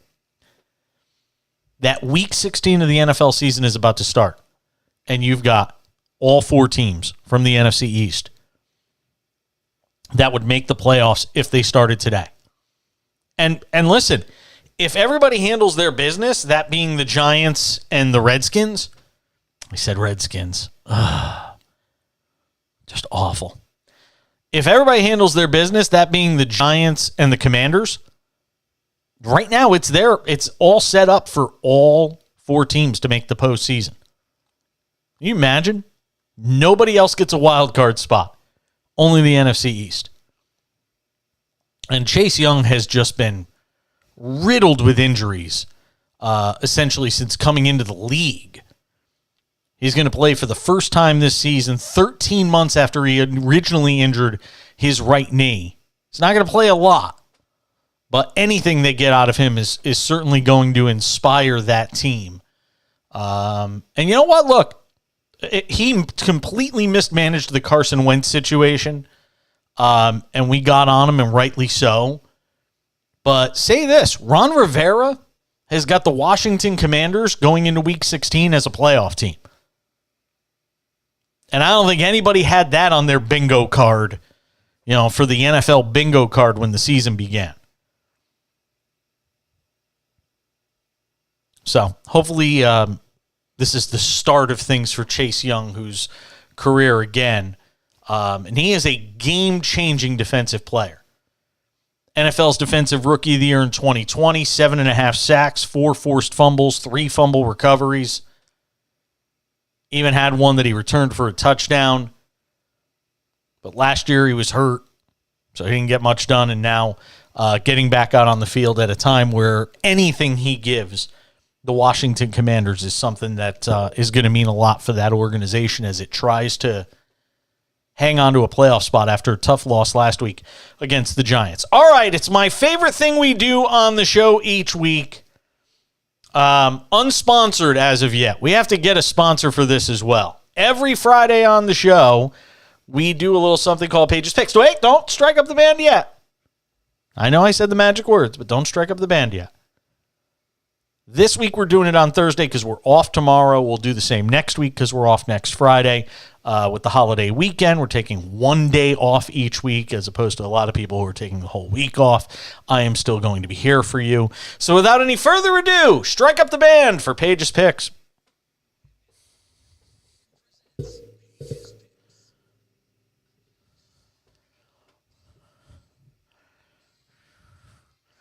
Yes.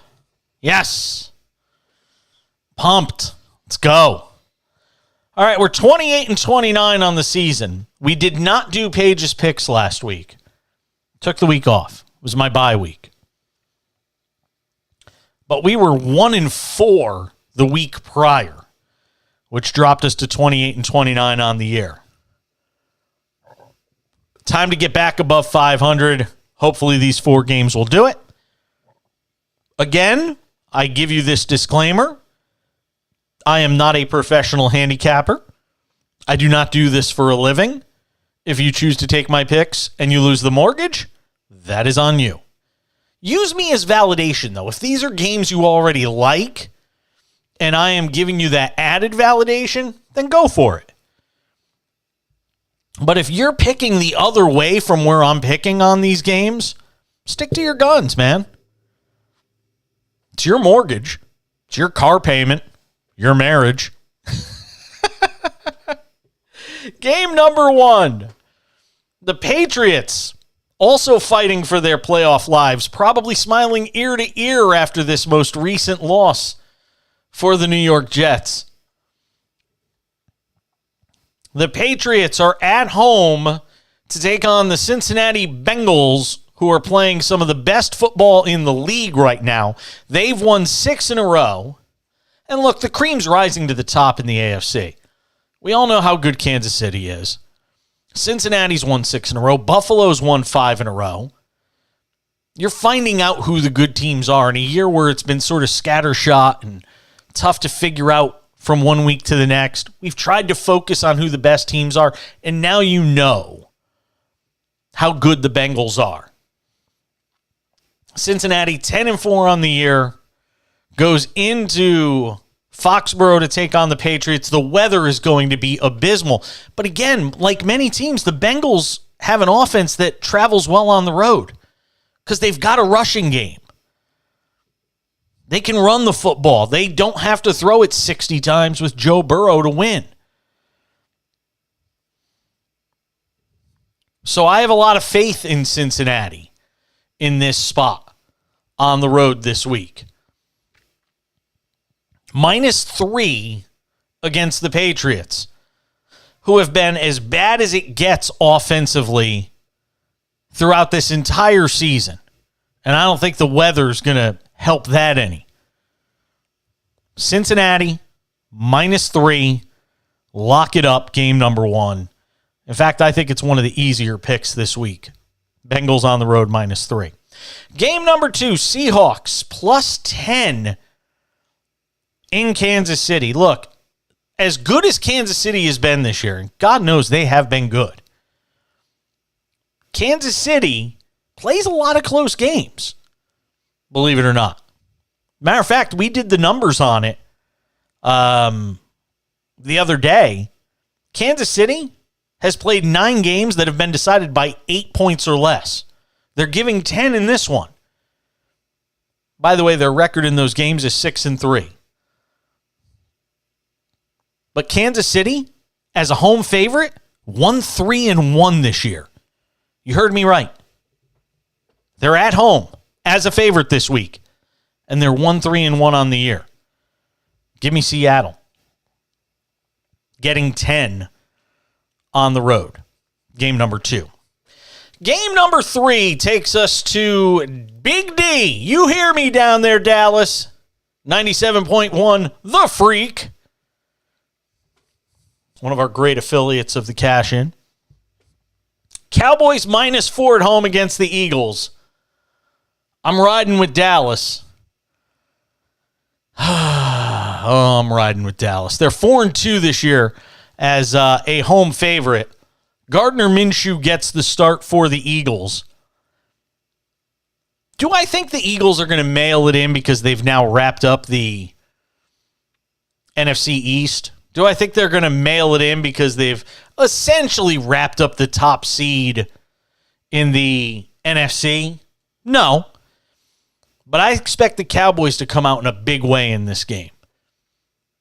They haven't been what they were in the first half of the year defensively.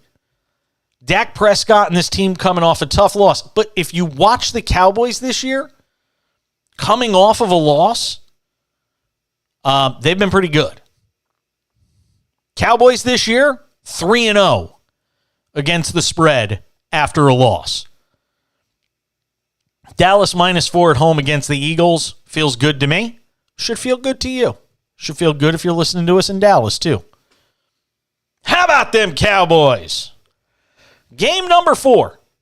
The Bears +8.5 at home against the Bills. Now, the numbers on this do not really impact my thinking one way or another. Against the spread, both these teams are kind of meh. But the Buffalo Bills, and we went through this, earlier this week in doing a study, the Bills play a lot of close games. Again, 9 games this year decided by 8 points or less for the Buffalo Bills. They're on the road,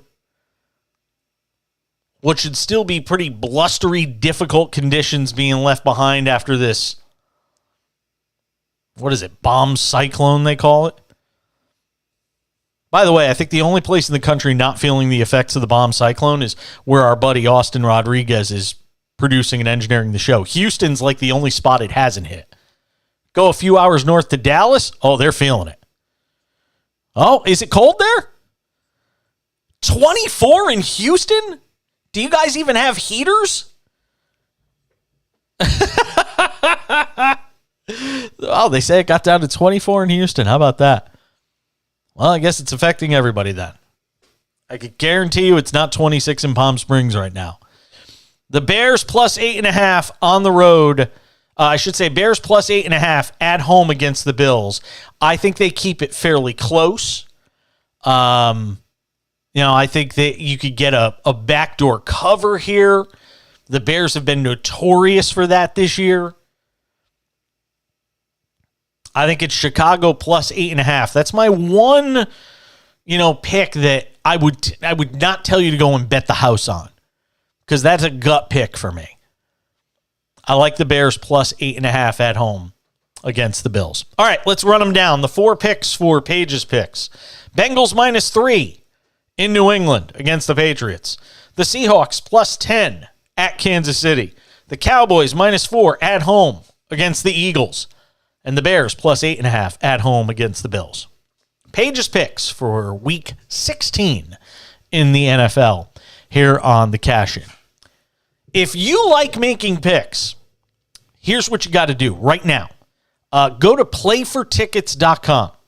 It's your opportunity to go to the NFL's biggest game this February in Glendale, Arizona. You know the one I'm talking about. It's super. Trust me. The Super Pick 7 contest, it's going on right now at playfortickets.com. It's completely free to play. I don't care where you're listening to me in the United States. It is completely free to play. You don't have to pay anything. All you got to do is go to playfortickets.com, click the Super Pick 7 button, and pick the games. Every Sunday of the NFL season, including the playoffs, gives you a chance to win, and it couldn't be easier. Here's what you do.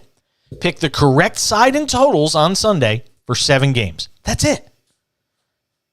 Pick the winner with the spread. Pick the totals for 7 games.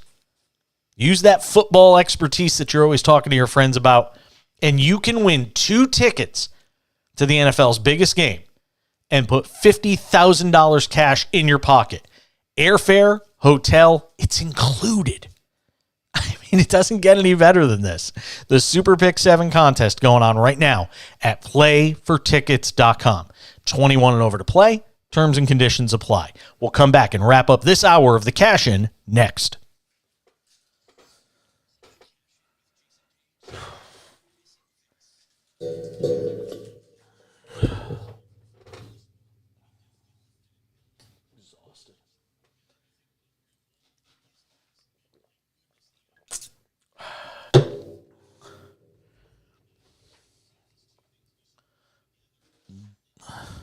It's really 27 in Houston?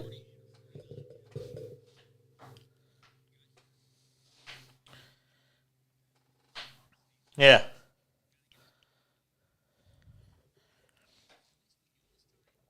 Yeah. God, that's crazy. 27 in Houston. I heard. It's crazy. Do they have heat? That's what I said. Or do they have to go and buy space heaters? Oh my God. It was, Austin was saying his dad gave him a portable battery charger in case his car wouldn't start when he came out of the studio tonight because it's so cold. Oh my god. Yeah. Try to remote start it or something. Oh, that's awful. It's crazy. I mean, it's been cold in Palm Springs at night. But, I mean, cold for us is, 40. I mean, it was 70. The high temperature today was 72 here.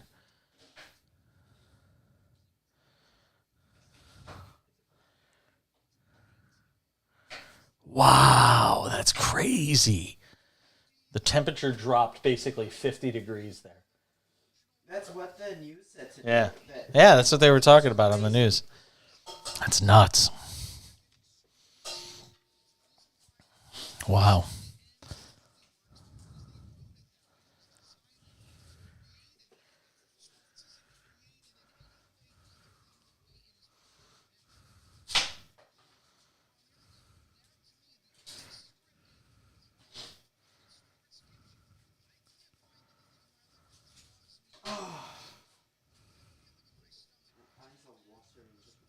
I bet.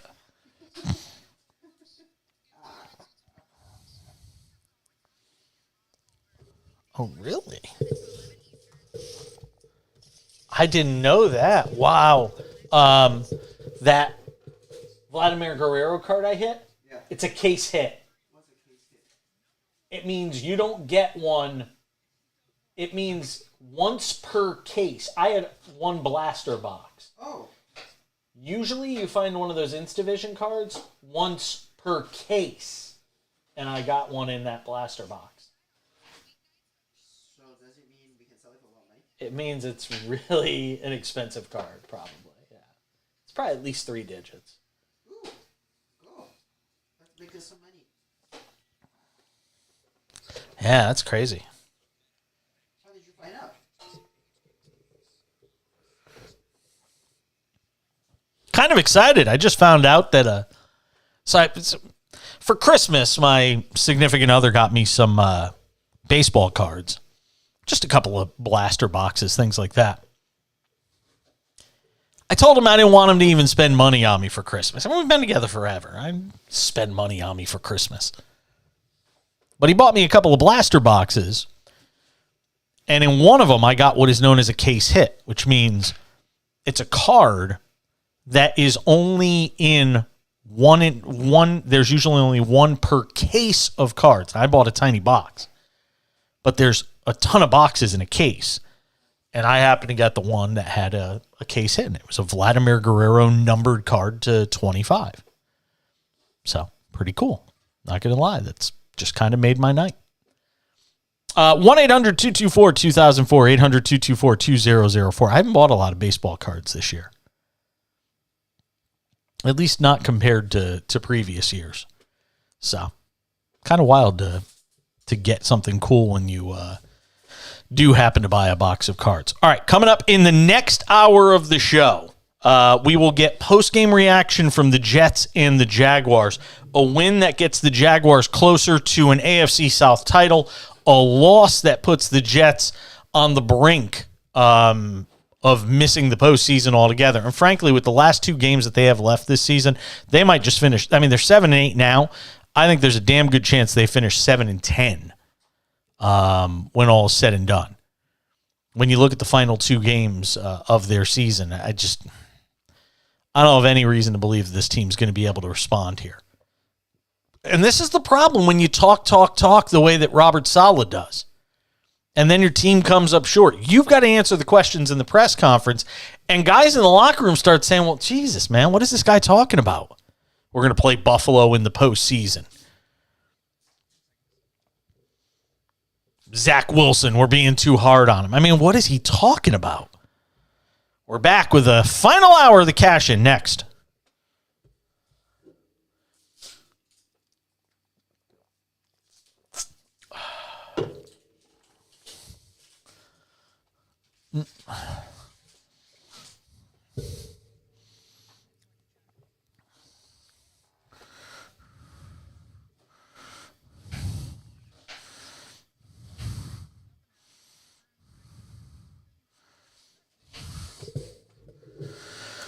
All right, let's see.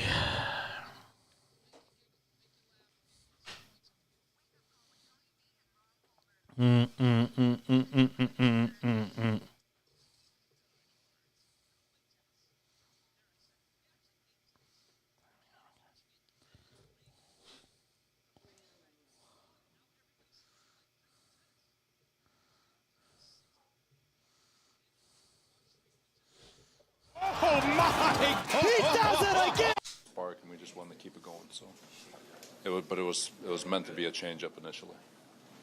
So it wasn't based on Zach's performance, Robert? No, it was. We're trying to change up to get the run game going. Obviously, I know Zach was struggling, but he, Strevler came in. He ran a couple of plays, sparked the offense, got the explosive play, and so it just snowballed in a good way for Strev. And so we just wanted to give him an opportunity to try to finish that drive. By the time we got it back, again, same thing. We just said, we're already here. Let's just keep going with Strev. Where do you think Zach's struggles were rooted in tonight? Just what were some of the things he was dealing with? There's a lot of things. I mean, one, couldn't get the run game going again. Protection was a spark, and we just wanted to keep it going. So, it was a spark, and we just wanted to keep it going. So.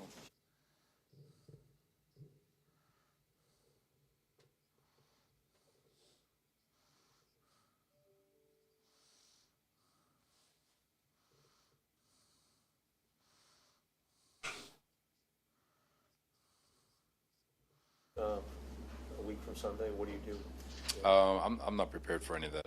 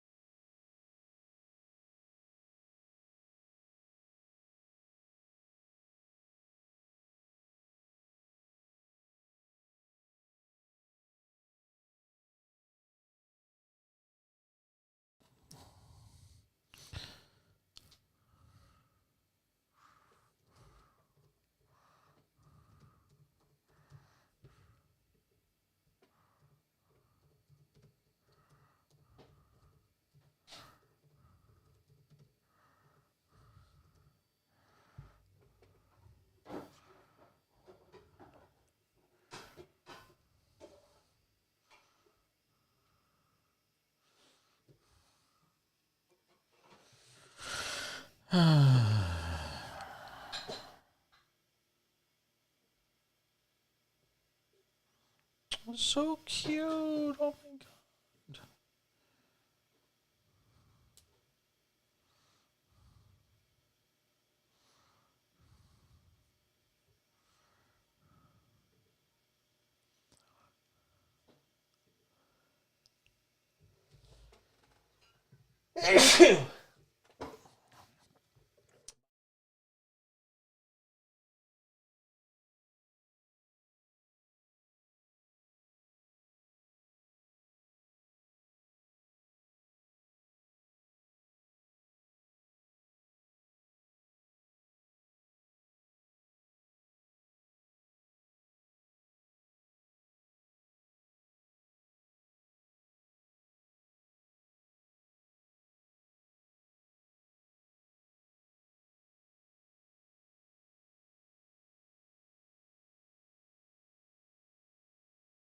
Paige's picks and the interview are probably all I'm going to put in the podcast.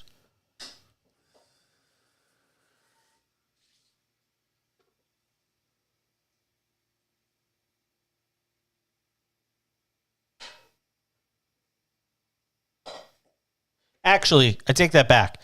The first long segment of the second hour where I talk about the Jaguars and the Jets, let's put that in too. Thank you.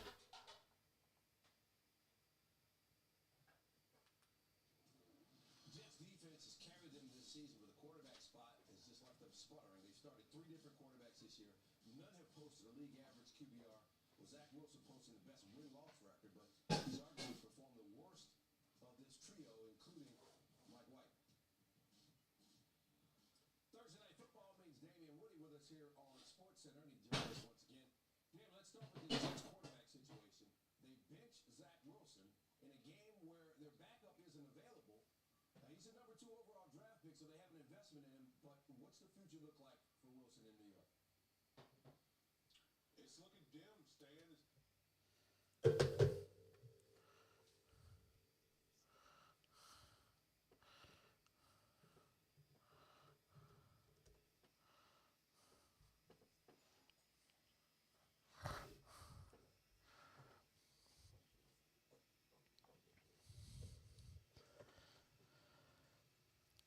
Final hour of a Thursday edition of the show. Good to have you with us. SportsMap Radio. SportsMap Radio app. A lot of people were wondering, including myself, why Joe Flacco didn't play in the second half of this game when Zach Wilson was benched against the Jaguars. Instead, it was basically their 4th-string quarterback because Mike White is hurt, Chris Streveler, that took over.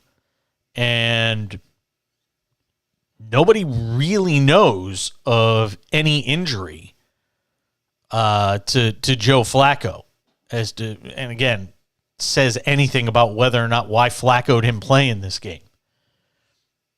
But you have to wonder at this point if we've seen the last of Zach Wilson as a Jets starting quarterback. I mean, if Mike White is coming back and he's healthy and he's ready to play next week, I don't see any reason why this team would start Zach Wilson again this year. Now, you may try and make him a reclamation project and figure out a way for him to sort of rebuild himself, rebuild his confidence, come back next year and see what he could do.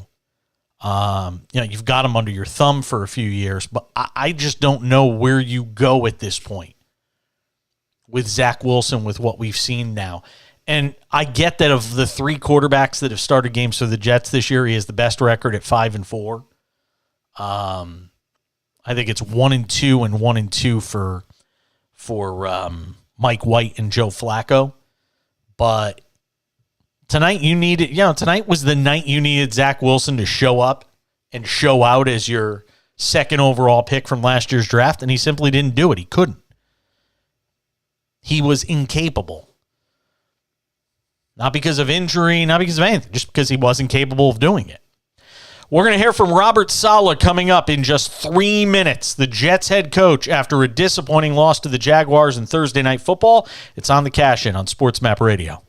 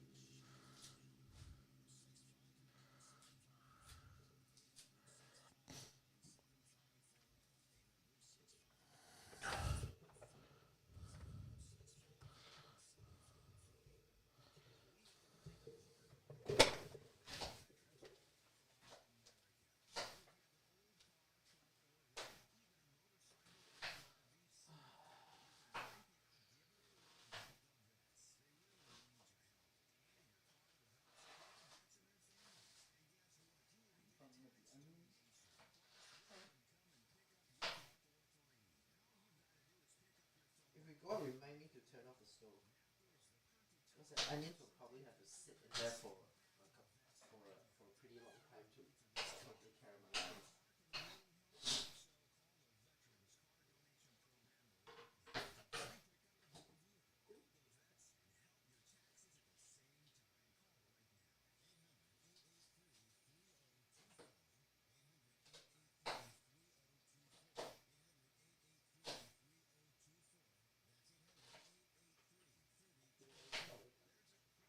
Really?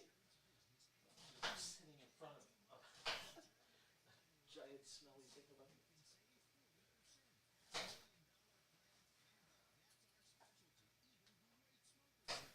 Look at the doggy. Oh, so dang. He's so poor thing. He's so poor thing. He's so tired. He's so tired. He's so poor thing. If I say to him, you want to go to the outside, go downtown? Huh? Go downtown? He's gonna get all excited and be like, yes, I'll do go downtown. But I won't do it. He did it on a duty.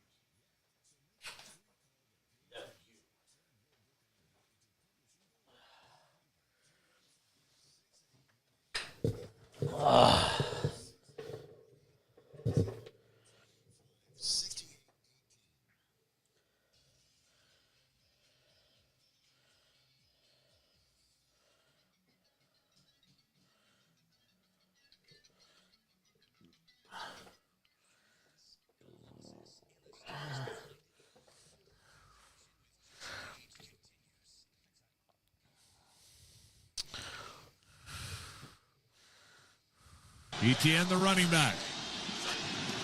Quarterback sneak dives toward the end zone. Touchdown! He dove over the top. Then Trevor Lawrence. Touchdown, Jaguars! Call from the Jaguars radio network tonight. That made it 10-3. Who knew that would turn out to be the game-winning score? Jaguars beat the Jets 19-3 on a night where Zach Wilson could not have been worse. He was pulled in the third quarter of this game in favor of the fourth-string quarterback. Joe Flacco did not come into the game. It was Chris Streveler that was brought in to sort of man the remainder of the game for the Jets, who still didn't score with Streveler at quarterback either. The head coach of the Jets is Robert Saleh, and the first thing he was asked about the decision to remove Zach Wilson from this game. Change up initially. So was it based on Zach's performance, Robert? No, it was. We're trying to change up to get the run game going. Obviously, I know Zach was struggling, but Streveler came in. He ran a couple of plays, sparked the offense, got the explosive play, and so it just snowballed in a good way for Strev. And so we just wanted to give him an opportunity to try to finish that drive. By the time we got it back, again, same thing. We just said, we're already here. Let's just keep going with Strev. Where do you think Zach's struggles were rooted in tonight? Just what were some of the things he was dealing with? There's a lot of things. I mean, one, couldn't get the run game going again. Protection wasn't as good as we wanted it to be. Obviously, there was a couple of missed throws. It was collective coaching all the way down. Robert, have you seen a different quarterback since he came back from his absence? You said you wanted to work on his fundamentals, kind of take that system reset or system reboot, I think you termed it. Did you see it as something that was beneficial these last 2 weeks? Yeah, I feel like he has gotten better, but obviously we got to go show it on the football field. But again, it's a collective thing. Starts with coaching, but either way, it wasn't close to good enough today. Did you consider pulling him at halftime, Robert? Say it again. Did you consider pulling him at halftime? No, I wasn't considering pulling him at halftime. Again, the intent was to just kind of spark the run game. It was still a 2-score game. Spark the run game, get that thing going. We came into the game, especially with the weather, with the weather forecast, ended up being a great day. But of a package of plays for Strev to just try to utilize the run game in the event that it really got out of hand with the weather, and with that package, we moved right down the field, had them on their heels. Obviously, we didn't finish the drive, but he sparked the offense, so we just wanted to keep it going. Robert, but then you stuck with him in obvious passing situations on the couple ensuing drives. Same thing. Strev runs around and he makes plays. the again, protection wasn't great for him either, and but he was just able to slide and get out of the pocket and create some stuff off schedule and move the chains.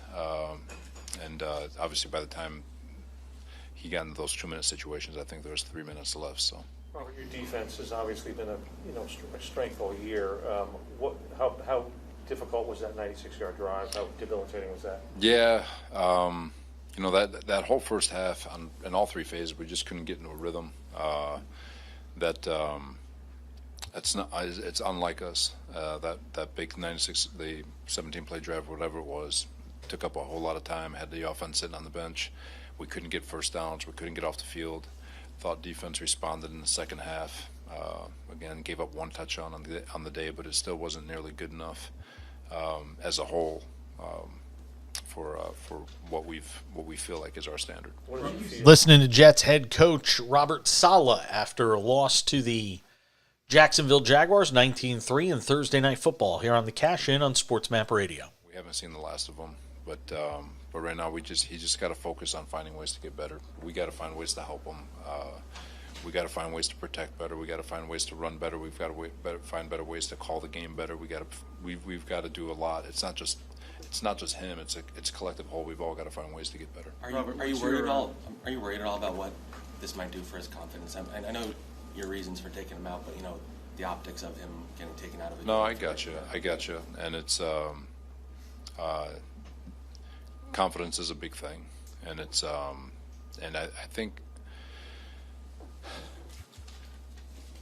as a man, you're going to have adversity. As a human, you're going to have adversity in your life. You're going to have the ups and downs, and obviously he's in it right now. And it's Zach's the type of kid that's going to work his tail off. He's going to keep his head down, and he's going to find ways to continue to improve. Obviously, you'd be remiss if you didn't try to acknowledge the fact that there's a confidence thing there, because when people are confident, they can conquer the world, and it's just something that we got to help them with too. And again, it starts with coaching from all of it.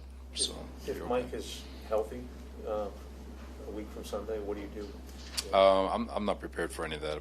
There's a lot of medical stuff that we got to get figured out, and let this weekend kind of just go, and we'll see it all on Monday. Robert, how do you? When you did replace Zach with Mike White and now with Streveler, it does seem like the team is playing with more energy with those quarterbacks and providing the spark.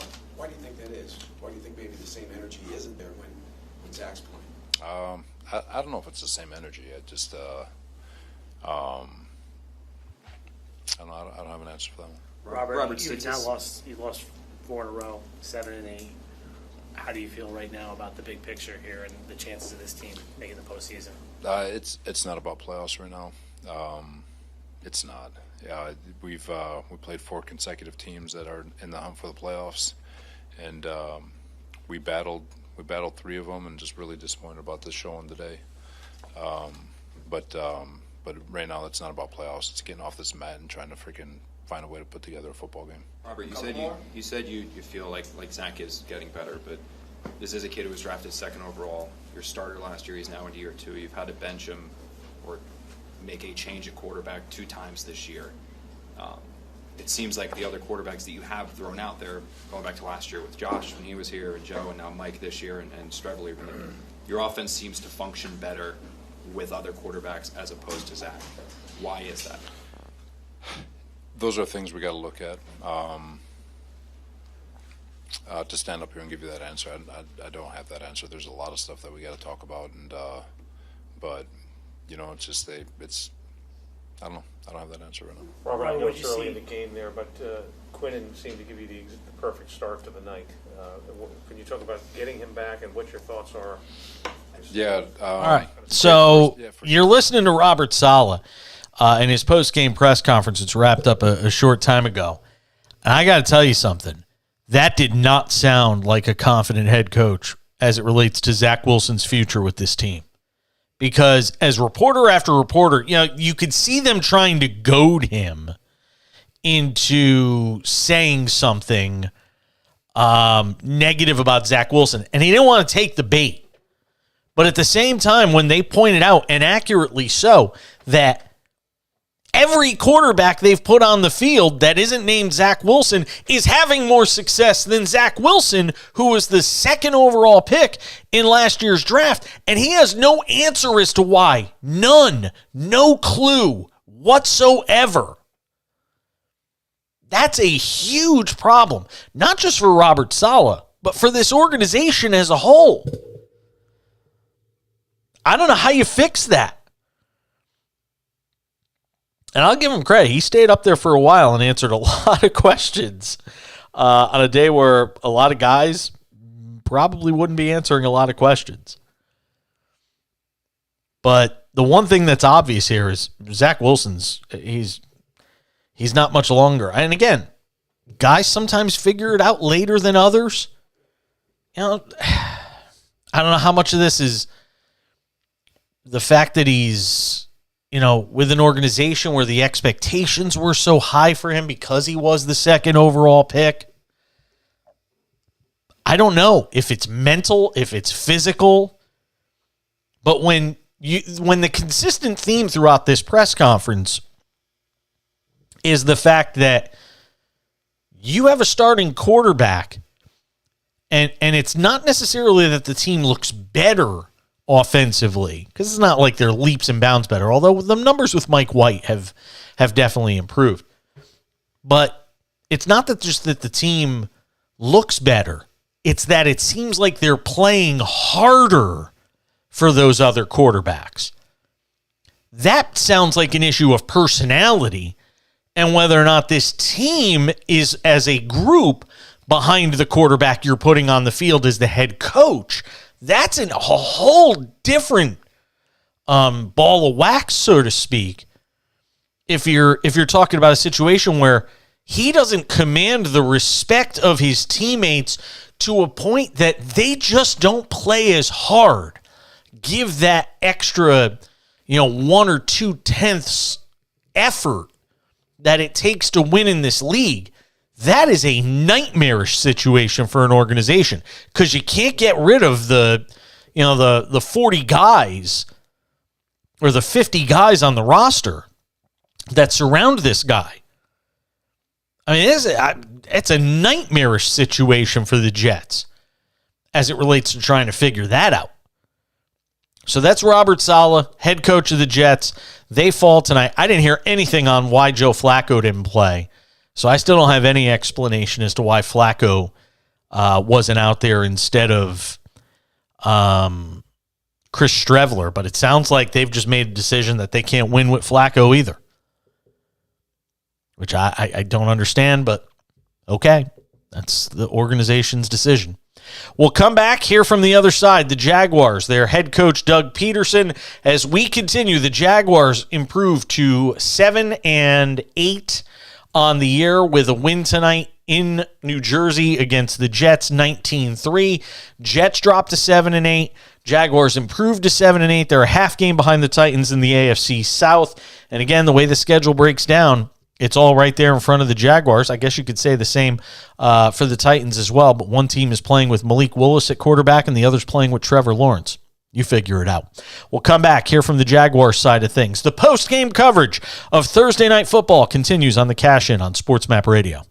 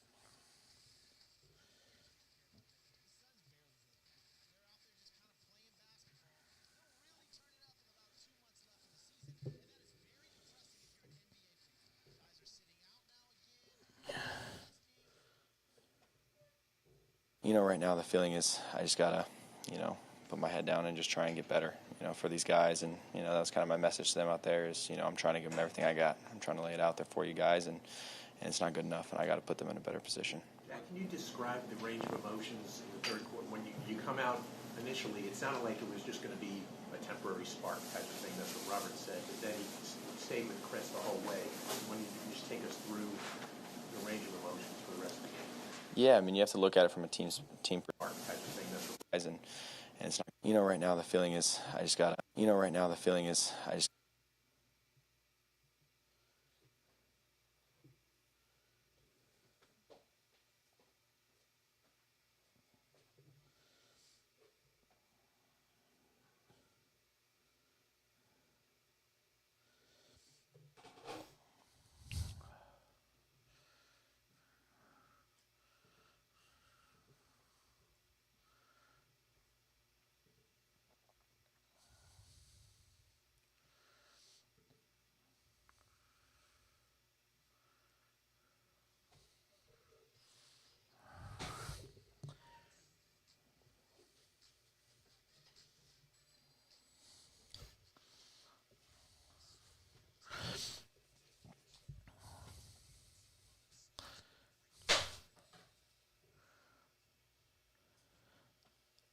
Continuing in this final hour of the show, final show of the week, because you'll have alternate programming in our place tomorrow as we take the final Friday before Christmas off.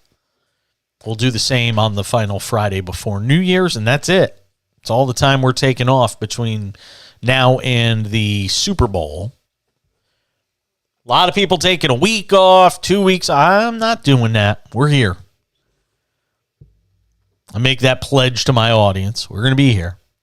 I wanted to play the Jaguars postgame, but there's some Zach Wilson sound I want to get to.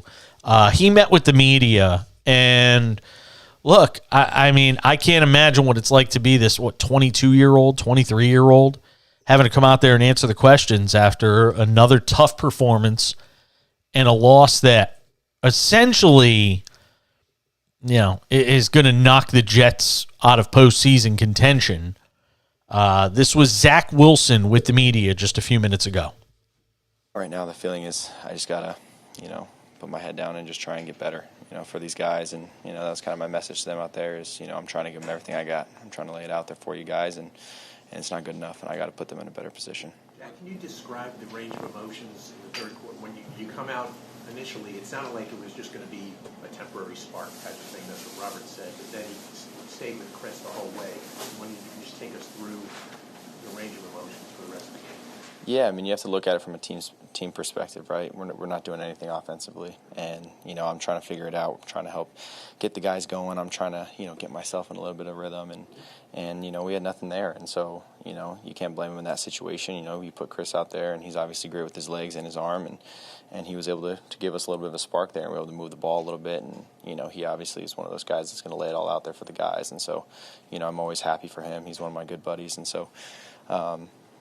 Happy for him to go out there, but I mean, you could see that was the most we've moved the ball a day, so you can't blame him there. So when that switched, did you expect to go back in? I was always staying ready. I wasn't sure what the plan was. It was kind of a last-second package that we put in, depending on not knowing what the weather was going to be and everything, and so when he hops in there, just trying to stay ready on the sideline. You never know, but really not up to me. When you see the offense stalling like it was, and then he goes in and then it's not stalling, is that hard for you to watch in any way, where why couldn't I get the offense going in this way? Yeah, it is, and that's why I got to look myself in the mirror. I got to go back and I got to watch this tape and you got to be hard. You got to be hard on yourself and just say, why are we not moving the ball? And that starts with me. What am I doing that I got to help this team be in a better position to move the ball? Whatever it is, it's got to figure it out. Zach, when Robert made the change a couple weeks ago, they kind of termed it as like a reset for you. Like they wanted to take you off to the side and work on some fundamentals and things like that. When you're on the field now trying to have that reset in such a short period of time, I mean, is there some thinking that's taking where almost you're not playing super free, like you're thinking a lot when you're out there?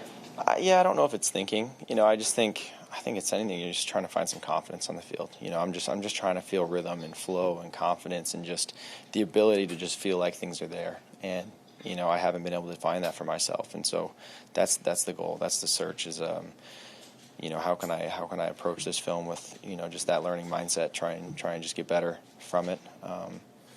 But I didn't put my team in the best position out there, and we weren't able to do anything on offense. Zach, is it tough hearing the boos? Yeah, it is. But don't blame them. We have a very passionate fan base, and they're here to score. They're here to watch us score touchdowns, and we're not scoring touchdowns. We're not getting first downs. We're not moving the ball. We obviously can't throw the ball, so of course they're going to be frustrated. What's the challenge like trying to stay positive when you're not having those results, when you're trying to build confidence? Yeah, man, it's tough, and I'm working my way through it, but I got to be optimistic here. I believe in myself regardless of what anybody else does, and I'm just going to go to work and show these guys how much I care about them on this team, and this season's not over for us, and I'm going to, just do everything I can and control what I can. Have you ever been taken out of the game, not because of injury? What's that? Had you ever before been taken out of the game, not because of injury or anything? A couple weeks ago. It's the first time. Thanks, everyone. Thanks, Zach. Wow. That's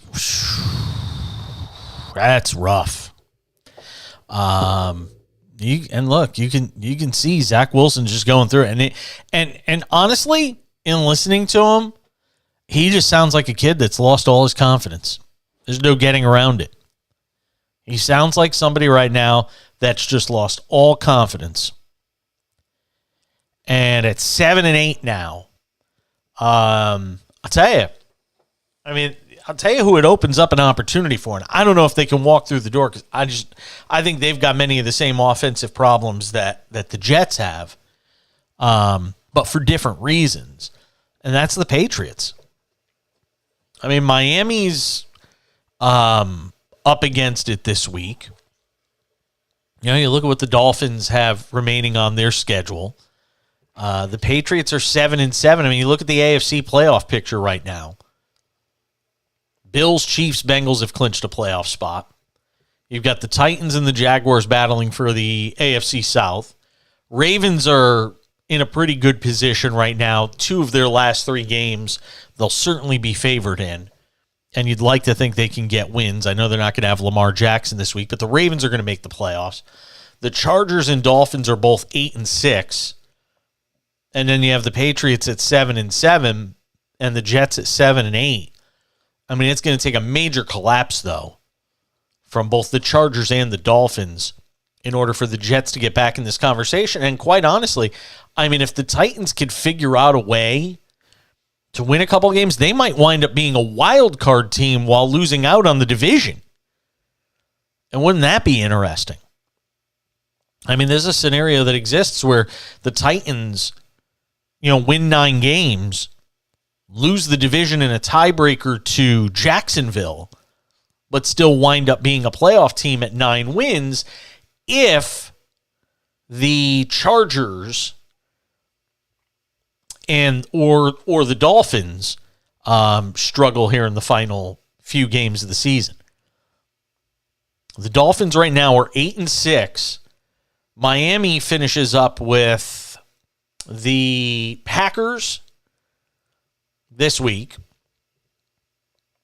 in Miami.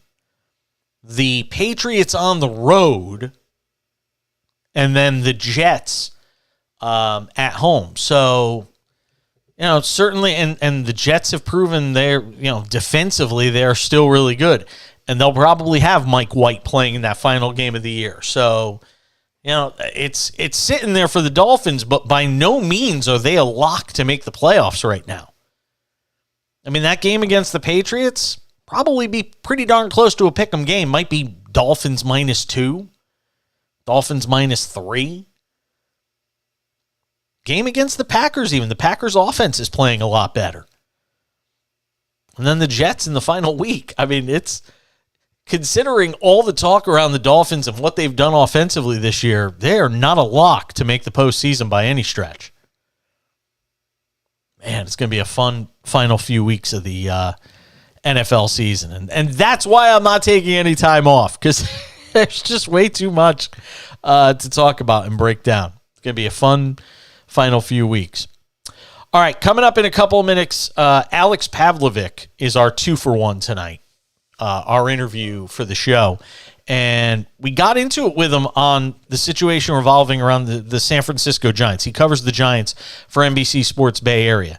The team lost out on Aaron Judge in free agency when at the last second he decided ultimately to go back to the Yankees.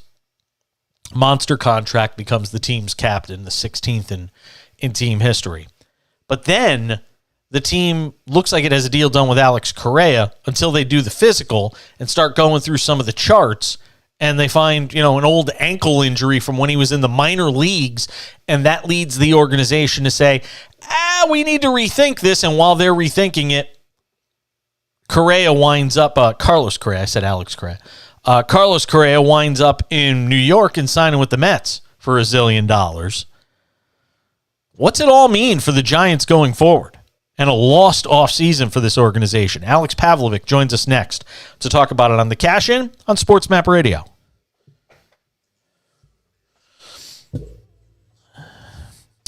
And I got that on my end, obviously.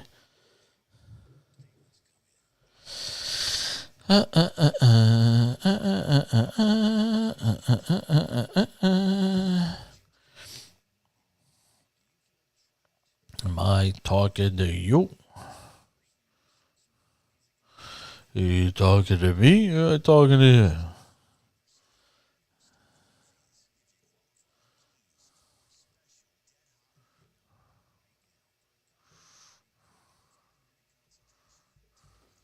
Thanks for hanging out with us on a Thursday.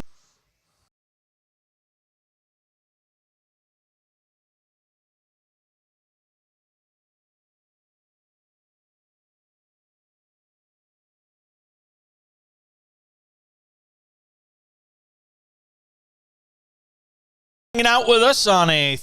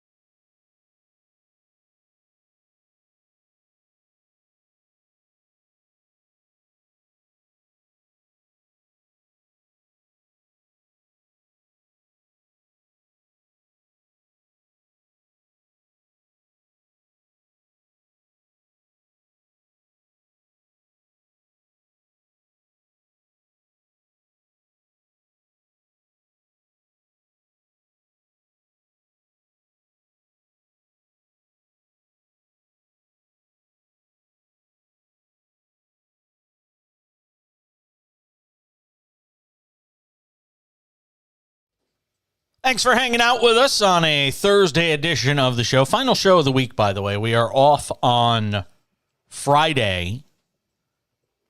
I'm not doing what a lot of hosts are doing, which is, take the whole week off. I'm just taking Fridays off. Last week, this week, next week.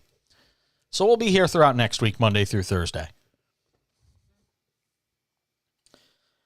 All right, let's talk some San Francisco Giants baseball because it has been a weird offseason, to say the least, all around Major League Baseball, but in particular for the San Francisco Giants.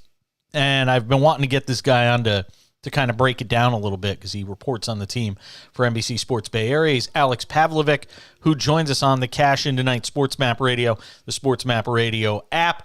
All right, Alex, let's start, sort of with the most recent event, and that is what happened with Carlos Correa. I was literally sitting on my couch at, 12:30 at night, a couple hours after having finished the show. And if I ever get an alert on my phone, on my ESPN app at, 12:30 in the morning on the West Coast time, something seriously is wrong. So when I looked at it and it said Carlos Correa in a stunning turnabout face goes and signs with the Mets, I was shocked. I mean, I guess as a reporter, how shocked were you? I was pretty shocked as well because I assumed it was gonna. This happens occasionally, not too often, but occasionally there's something that happens with the physical, and almost always they figure it out, and they come to an agreement. And I think given the importance of this one and given the scale of this one, the assumption was that they would figure it out. I mean, so many of these contracts are insured, so it makes me wonder, what on earth could they have found? And I know you've probably been asked this question 100 times, and I don't think anybody really knows anything yet. But what on earth could they have found that caused them to postpone the presser and basically hold off on or try to change the terms of the deal or whatever it may have been? Like you said, usually both sides will figure this thing out. I've been around the game long enough. Usually both sides will figure this thing out. Was there something to be said for the fact that it created some acrimony between the two sides? Or was it simply that the Mets came in with this gangbuster deal and Correa couldn't say no? Well, I think you're asking a lot of questions that we don't have answers to yet. So in general, I would just say, they found something in the physical that they weren't excited about, that they didn't think allowed them to go forward with the deal, and that makes Correa a free agent. And once he became a free agent, I think Scott Boras has said this the last couple of days. He called the Mets pretty quickly, and Steve Cohen was a little late getting into the party the first time with Correa, and I think he regretted that afterwards. And he moved much more quickly this time, and pretty quickly had a deal. Farhan Zaidi, when this whole offseason started, and really talking in particular about Aaron Judge, made it clear we're not going to be outspent. We're not going to lose guys because we're unwilling to spend the money. And then you see what happens with Aaron Judge, and we're talking about the Giants kind of as a whole. Alex Pavlovic is our guest, Giants reporter, NBC Sports Bay Area. And you see what happens in terms of the Aaron Judge deal. Now you have the Correa situation, which is obviously a different animal because of the situation involving the physical. And you turn around in this game of musical chairs that is the baseball offseason. And essentially the music is stopped. And all of these guys have found homes, and with the exception of Mitch Haniger, very few of them have found homes in San Francisco to play for the Giants. How, as a fan base, being there in the Bay Area, how is a fan base reacting right now to the expectations set out there by Farhan versus what's actually been delivered? I think this is the angriest I've seen him. I've been covering this team for 11 years. Wow. But I don't think that's really a surprise. I mean, this is unprecedented, really. And I just think we haven't seen a player with a contract of this scale have it fall apart at the last second like this. And this is on the heels of them not getting Aaron Judge. Now, I don't think they never thought they were going to get Aaron Judge necessarily, but they made a run for that. And I think Correa was plan B for them all along, and it was somebody who made a lot of sense and somebody who in a lot of ways saved their off season. And, that was going to be their building block going forward. So there's a lot of anger right now, and I think a lot of anger because, there hasn't really been an explanation. But, Carlos Correa is still a free agent. The team cannot talk about what's going on with his health because he has not signed a deal elsewhere, and teams can't talk about players' health in general unless they allow it, and he's not their player. So I think it's just an awkward situation where fans want an explanation for what happened. They want an explanation for how this fell apart. And, the Giants currently cannot give any sort of explanation until Correa signs with the Mets. And even after he does, they can't really offer much. So it's just going to be kind of an awkward, tough situation. Well, you're a veteran reporter. I mean, and again, this is a unique situation that we don't often see in baseball, in sports in general, where you've got a deal agreed to and then, they're going to do the physical and then, something turns around like this did. Do you think once he is officially signed with the Mets, we'll get more information as to what they didn't like? Or like you said, because it's a health issue, I don't know if this gets into HIPAA or any of this stuff, but does it become a situation where, this thing leaks and we're going to find out what it is do they almost have to figure out a way to get this from a PR standpoint? Do they have to figure out a way to get this to the media so that fans understand, look, we could not sign him to the contract we originally wanted because of X, Y, and Z? Well, I don't think they have to. I mean, I will say a lot of it has leaked already this week, and I've reported on a lot of it this week on what they were upset about. But when it comes to health, there's just only so much you can do and only so much you can talk about. And I think anybody, could just look back to the last, since 2020, the last 3 seasons and the way teams handled COVID. Like, you couldn't even say a guy went on the COVID IL, even if he had COVID, unless he would let you say that he went on the COVID IL. So you could not say whether a player was vaccinated or not. You could not, say how long he was going to be out for. There was a lot of ambiguity, and that's the way the game is built. And I think rightfully, I mean, it is a HIPAA thing, and it is just a privacy thing. And, a lot of times these things get out, but I'll say, having dealt with the Giants for a long time, they made a lot of mistakes over the last week, but they are not an organization that is going to throw somebody under the bus to try to make themselves look better. So they are not going to be out there, leaking what they found or what happened. I think they have been, in my experience, and I'm on the other side of it, trying to find out often why a guy's on the IL or why a guy's not playing or whatever. But they've been very careful the entire time I've covered them, and especially the last few years when it comes to a player's health and privacy. Talking with Alex Pavlovic, Giants reporter, NBC Sports Bay Area, does a terrific job covering the team, has been for a long time. What's left? I mean, where's this team looking right now? I mean, you look at what the Dodgers already are, and obviously they've lost some guys during this offseason, and it seems like they're sort of trying to bring their cap number down a little bit and maybe make a run at Ohtani in the next offseason. But the Padres are spending like it's nobody's business. I mean, when Matt Carpenter is getting, whatever he got, $12 million or $20 million or whatever it's going to wind up being after potentially, whatever incentives are there. What's left here for the Giants when they look at this division that is, San Diego and Dodgers dominated? What's left for this team to try and improve themselves and try to leave the fans with something positive going into spring training in a couple of months?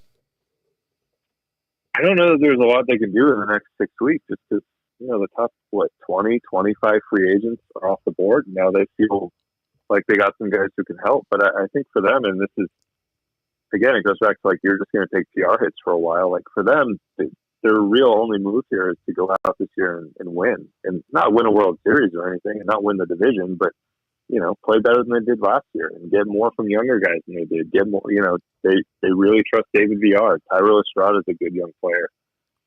They have 2 pretty good prospects who should debut within the first half of the season, 2 of their top prospects. So I think that's really what they're waiting for. And there's really not much they can do at this point. I mean, they can't pivot to a Dansby Swanson. They can't try to bring Carlos Rodon back. That was just the reality of the way this went down over the last week. So they're just going to have to wait and wait this one down and batten down the hatches a little bit and wait until they can start playing games. Because I think there's going to be a lot of disappointment in the Bay Area no matter what. And for them, it's just a matter of getting back out there and hoping that they're better than next year. And there's some moves they can make. I mean, they can still bolster the bullpen a little bit. They have some interest in, somebody like Michael Conforto, but there's no Carlos Correa out there anymore. So it's about improving the team before spring training, and then just hoping that they're better once April starts. Who can make an impact, in terms of the farm? I hate to admit this. I'm a big baseball card collector. So I know a lot about the prospects in this organization. Are there guys down on the farm that they think can sort of jump up and make an impact this year? I know they brought up Ramos last year for a little while. Are there guys that they view that could be a piece to sort of trying to, piece this thing together next year to at least try to be a contender maybe for a second wild card spot or something like that? Who are some of the guys that could potentially jump up and help this team? Yeah, I mean, for me, their top prospect right now is Kyle Harrison, who's a left-handed pitcher. He's the top left-handed prospect in the minors. He'll start the year in AAA, but I think we will see him probably in May, maybe June.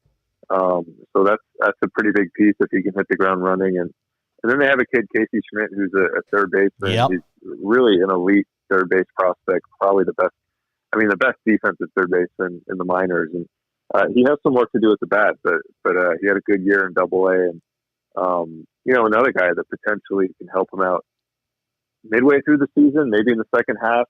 Hopefully a little bit earlier than that. But I think those two are the two. And then the other guy I'll point out, and I mentioned him, is David Villar, who basically played 6 weeks for them last season, and in September at times was their best player. So I think they think he has 20, 25 homer potential, and he's going to play a lot at third base, and he's going to see a lot of time. And if he can break through and continue what he did in September, they'll be in a lot better shape. I can't wait. I know he's not coming this year, but I can't wait for Marco Luciano, man. I mean, that kid is something special. Will he get to play for them in spring training this year at all? Yeah, he was there last year. Okay. So he'll be back in the big league camp. Yeah, because he is something really special as well. And you mentioned Schmidt, who's obviously a real talent too. And I saw they made a trade today with Gregory Santos going to the White Sox too. Well, I'm fascinated to see sort of what this team does. I used to live in the Bay Area. I did sports radio there. That fan base is certainly not going to be in a very good mood. And baseball in the Bay Area, with what's going on the other side of the Bay with the A's and just trying to figure out where their future home is going to be, whether it's in Oakland or in Las Vegas. And now you got the Giants trying to sort of figure out what to do with the rest of this offseason. It's going to be fascinating to watch. Alex Pavlovic, always enjoy it. Thank you so much for making some time. Have a happy holiday, sir. Have a happy holiday. What were you going to say? Oh, I thought you were going to say something else. I was just going to say happy holidays to you as well. Absolutely. Be well. Have a happy holiday, and we'll talk again soon. All right. Thank you. Take care. Good stuff from Alex Pavlovic joining us on the show. All right, we'll come back, wrap up this hour of the Cash In next.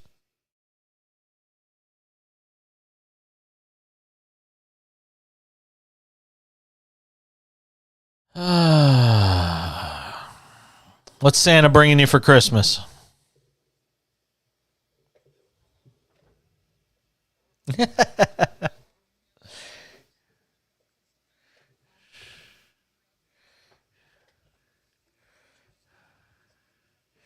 Santa baby, hurry down the chimney tonight.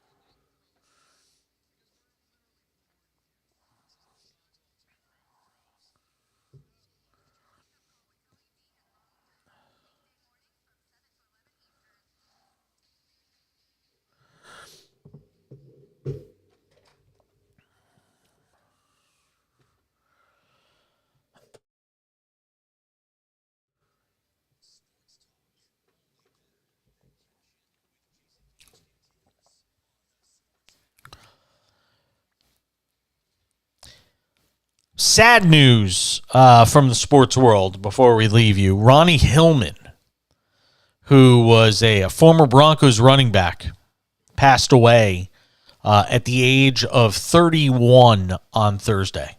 Kidney cancer. Ugh, just awful. I mean, God, it felt like just yesterday he was still playing football. He was a third-round pick by the Broncos in the 2012 NFL draft, one of the youngest players selected in recent drafts. He was just 20 when the Broncos chose him. He didn't turn 21 until September of that rookie season. Had 2 great years at San Diego State, back-to-back 1,500-yard rushing seasons. Joined the Broncos, rushed for 218 yards in 2013. Just awful. That is just far too young. Far too young to be gone. But rest in peace, Ronnie Hillman. Again, passing away at the age of 31. It didn't get a ton of attention, but the fact that Kenny Pickett self-reported concussion symptoms after he got hit by Ravens linebacker Roquan Smith during the Week 14 game for the Steelers. I tell you, I hope it serves as an example to other guys around the league, because I'll guarantee you there are guys who get through concussion protocol and ultimately may have suffered a concussion but cover it up, who might feel symptoms the way that Kenny Pickett did and just choose to ignore it because they want to get back on the field and they know they can. So I give a lot of credit to Kenny Pickett for being willing to stand up and say, no, something ain't right here. And maybe that's something from the aftermath of the Tua Tagovailoa situation that can make things better around the league as it relates to this. Last but not least, it's official. NFL Sunday Ticket going to YouTube for the 2023 season. 7-year deal worth a little more than $2 billion per season. That's it. We're done. I want you all to have a Merry Christmas. If you're celebrating Hanukkah, please enjoy that as well.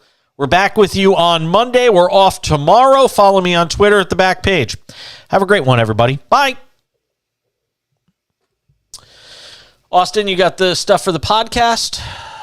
All right, good. Have a Merry Christmas, my friend, and I'll talk to you next week. All right, say bye.